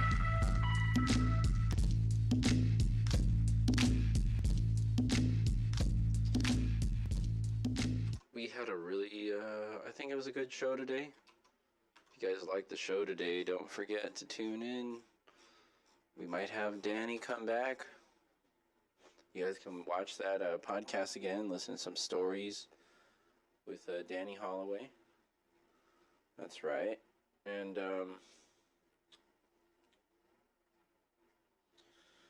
here we are, ladies and gentlemen. What do you want me to say? Perhaps we can make a beat today. I heard Danny sing a rhythm, so maybe we should check it out. Let's see. Let's see what we got. And became extremely rich, and then they get separated, be a little nothing like me, man. Do you have any relationship advice for the? And I believe in sharing the love experience and all that kind of. I would say that might be beer. They would just get drunk or think, but There's a part where he showed us the I rhythm. can cover that. And then I Shout out to the Insane OG and I beer. got some interviews with some of their artists there and stuff. So I interviewed Bob Marley at that time, and I could, dude. Back then, dude, I was brand new to the patois. Okay, so when he stopped talking, I don't exactly know what he said. So instead of replying to what he did, That's funny. I don't know. It's gonna take me some while to find that shit, but we might as well just make a quick style Jamaican rhythm. I don't see why not. Fuck it. Let's do it. Right here, Make Beats Not War. I don't know if you guys like the blue, or do you like it colored out? But, we're about to pick some beats right here. Let's do this shit. It's a little quiet. Shh.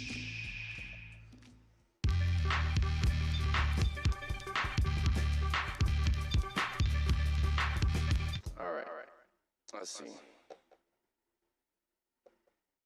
We got this.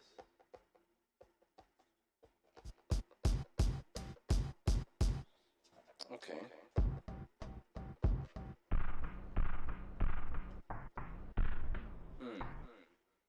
We're looking at our controls.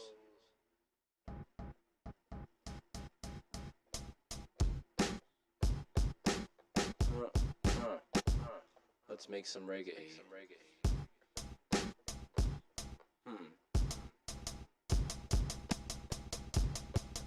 So we're gonna make there's rockers, which I think is.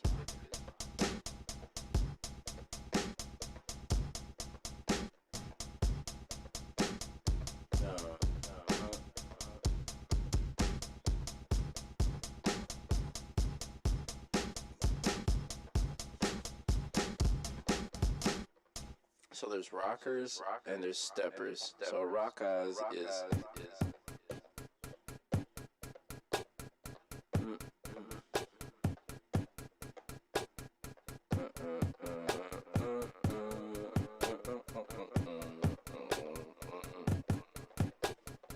Alright, cool. We gotta get more out of these drums though. Maybe a different drum kit.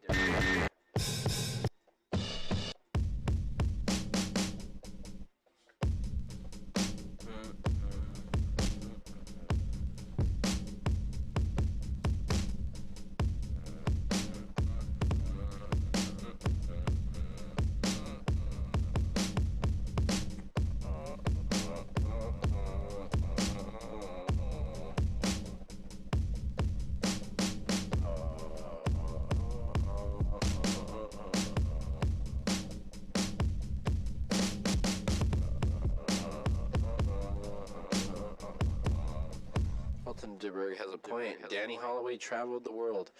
You know, Skinny Pablo would love to just go live in Europe for a certain amount of years like that and just make music out there. And think about Jimi Hendrix went out there. A bunch of American bands went out to Europe to go do that shit. And it just kind of makes sense, you know. It's a lot easier to be creative when you're out of your normal environment. You know, Skinny Pablo, the last record he made that he wanted to release, he made in Alaska. He made in Alaska and he made in Guam after living away from home for a few years, running away from home, mind you. All right, let's lay down this drum beat. See what we can do.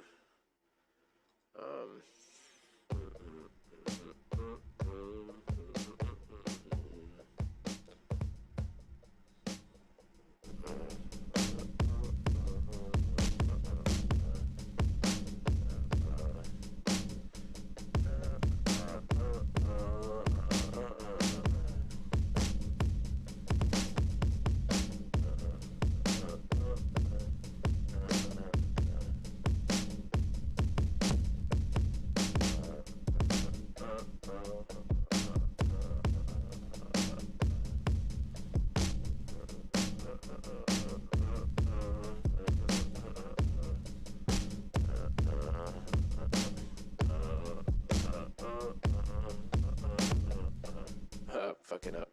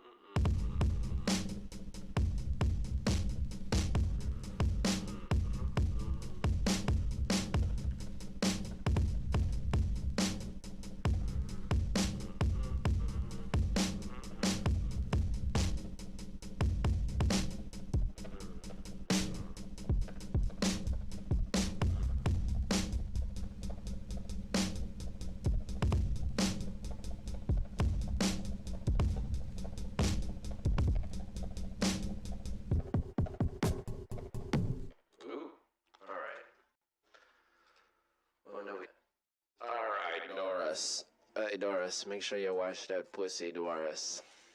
That's a line from a Jamaican song. Speaking of, you can hear it on Trojan X-Rated Slackness Reggae.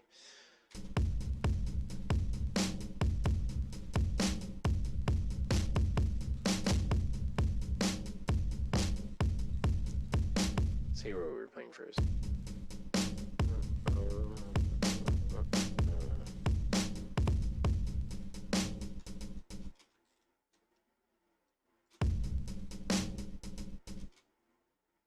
Alright. That sounds cool to me. So we got a 4-bar loop, I think, right there. We got a rockers style. 1, 2, 3, 4. 2, 2, 3, 4. So that's 2 bars. So we're gonna put it right here. Put that block down.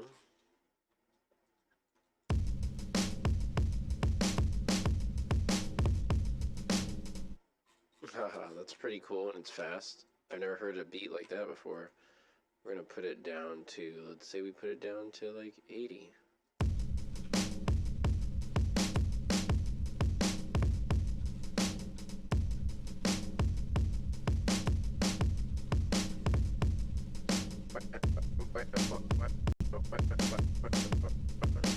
So rockers is like this.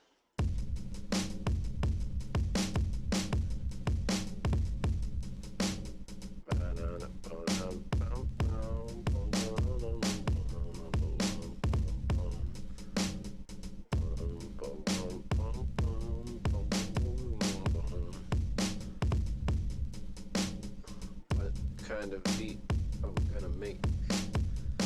Let's get some synthesized noise.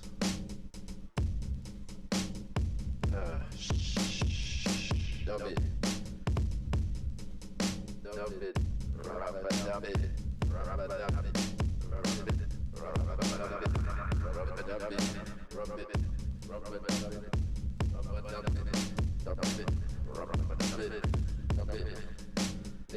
We are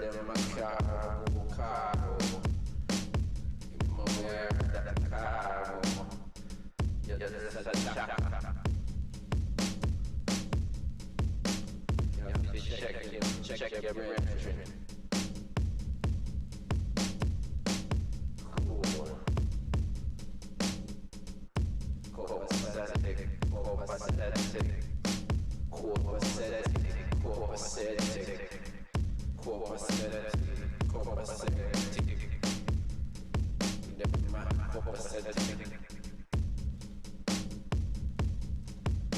Dippy.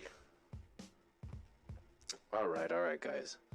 We made the bong, we made the beat.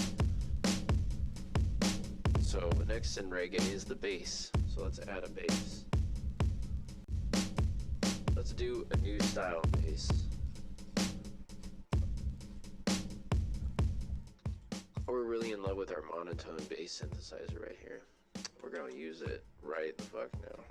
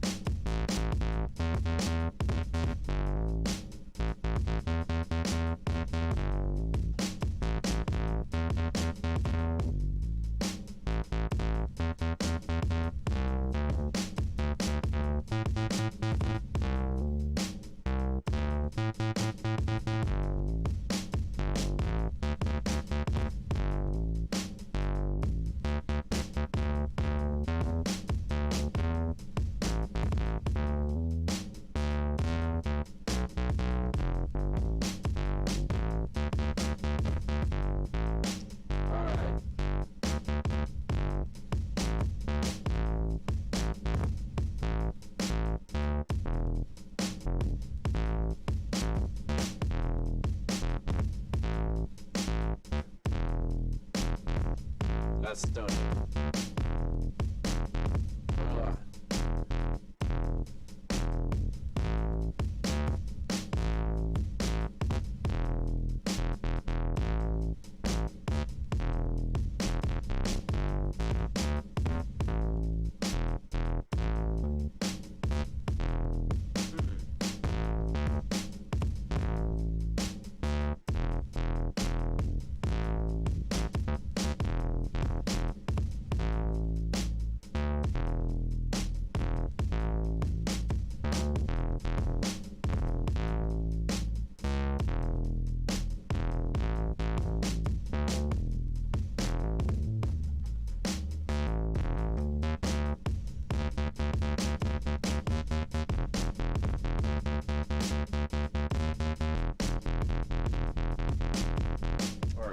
Do some EQing these drums.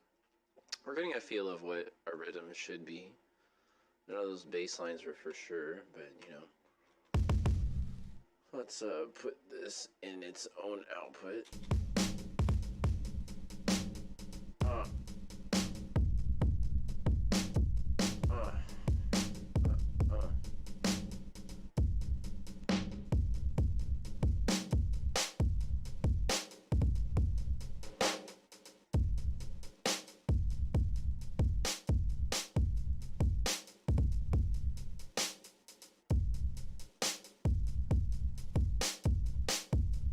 Alright, cool.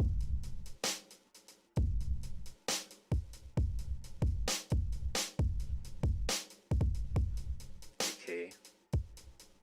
Then you add bass.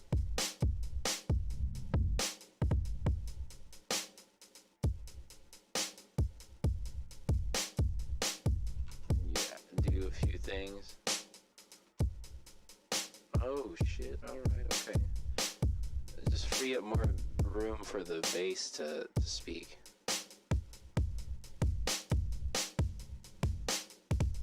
Alright, cool.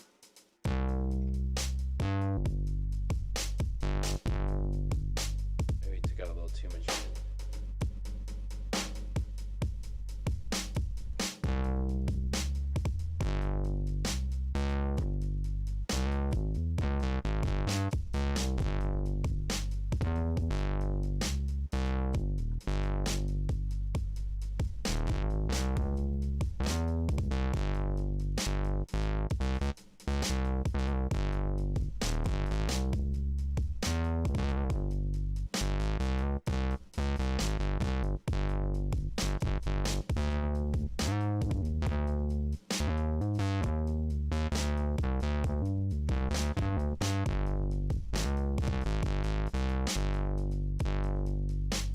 Alright, Norris.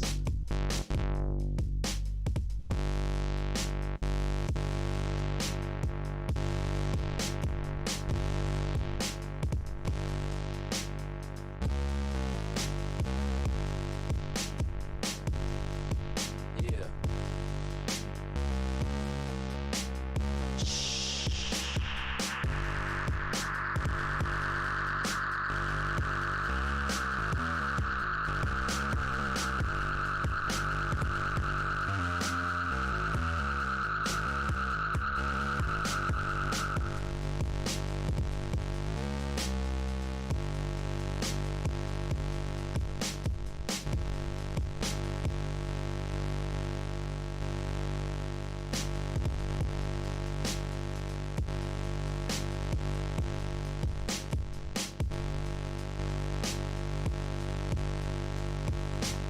Whoa.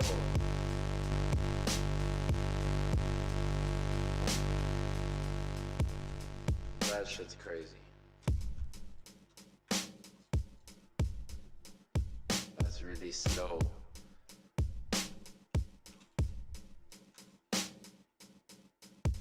That's really fucking slow. So we're gonna take that too. Fuck it. Let's just take all that shit. Do this. Alright.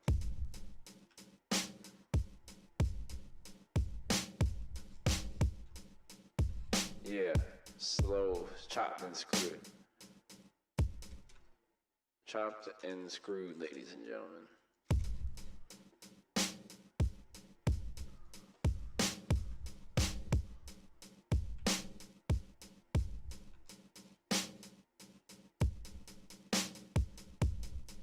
I like the pace of this. It's really, really slow.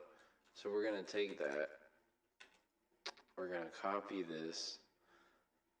Convert it to song clips.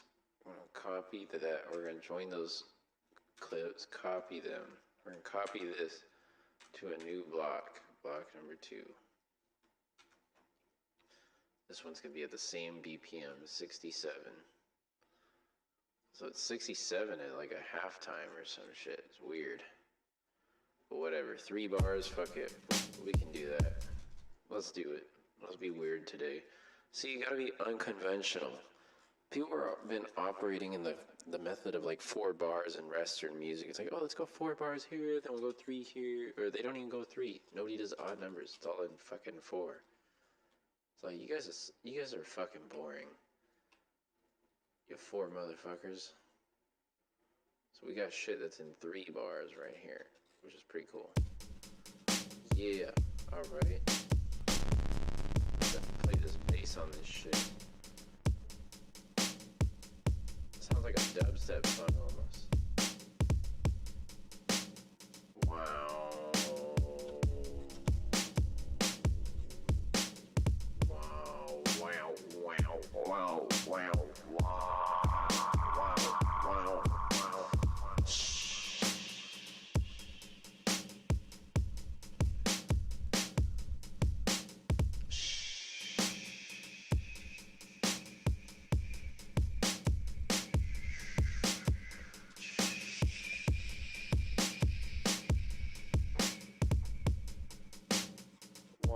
One, two, 3, 4.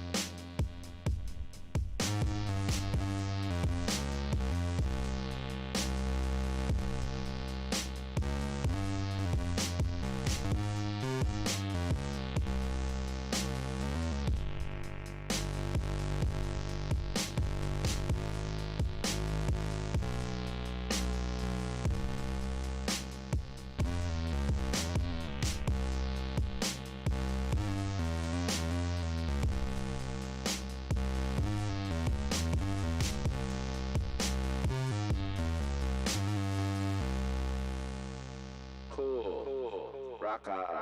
Raka's beat.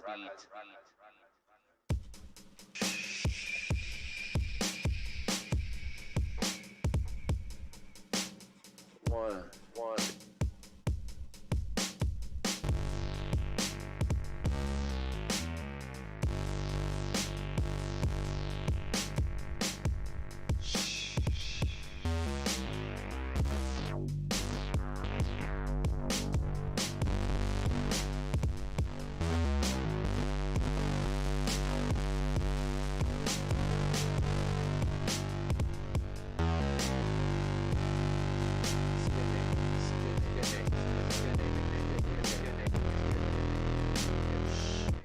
Asking about DMT Toad. He's not here for the interview, so I don't know what he thought, but he'll be back.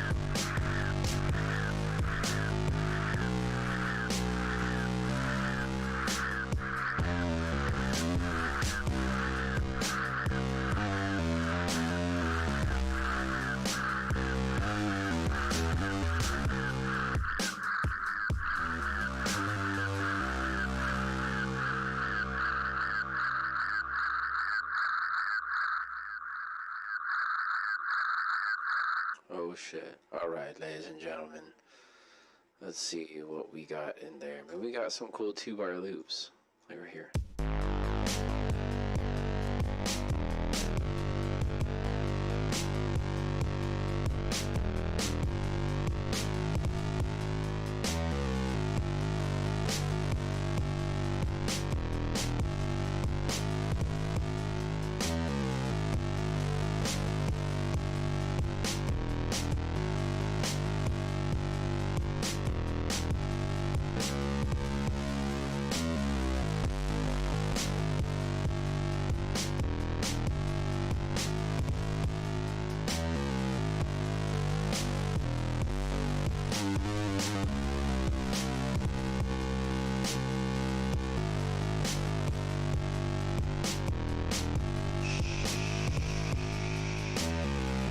Shout out to Yes Now for Vest Now.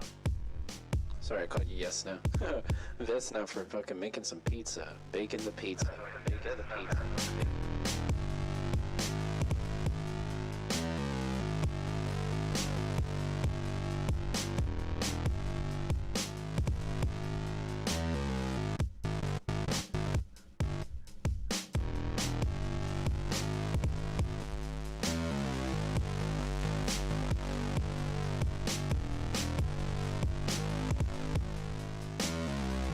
That my one test is style.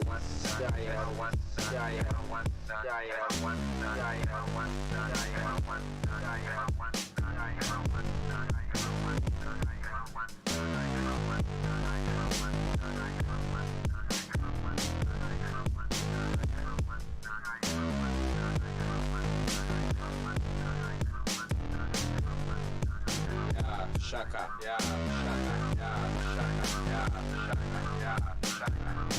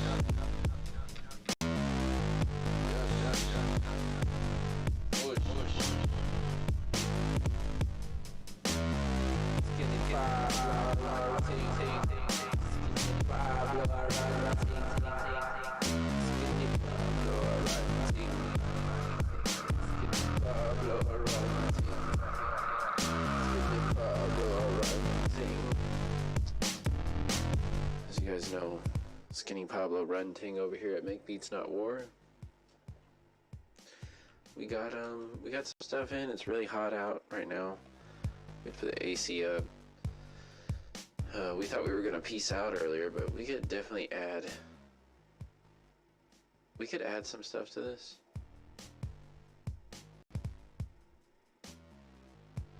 See what we can add. We need a skank.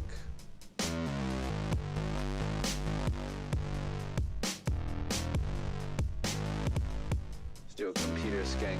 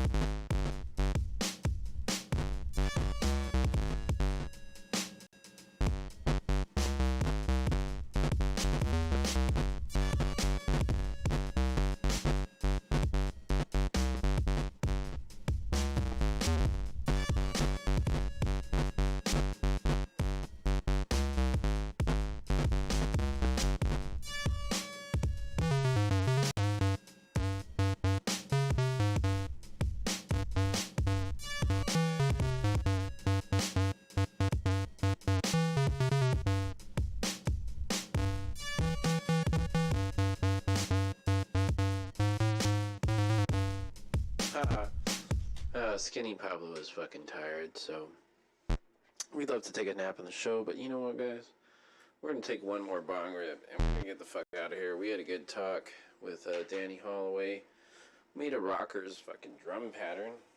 Good enough. Good the fuck enough. That's a good start. How about this? We're gonna go live on Instagram tomorrow, guys. Instagram live. You're going to be able to catch Skinny Pablo making beats live on Instagram for an hour, because that's our time limit. Oh shit, I just broke the weed. Give me that fucking bud right there. Ooh.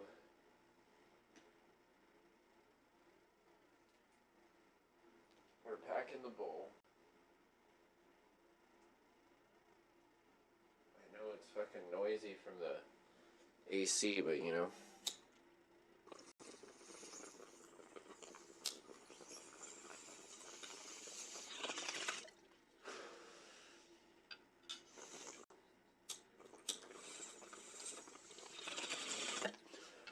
That shit is damn tasty. Alright, peace out, guys. Skinny Pablo's gonna go play Fortnite with Colin if he's awake. So, blaze up. Tune in. We got the schedule up on the Instagram. We're broadcasting on Wednesday, Friday, on YouTube, all this shit. And we're probably going to do an Instagram live broadcast. Just a quickie, you know. Maybe do a set. I don't know. Maybe DJ. Who knows? So, peace out, guys. We are going to go play with Colton. Bless up. Boom, boom, boom, boom, boom, boom. Oops.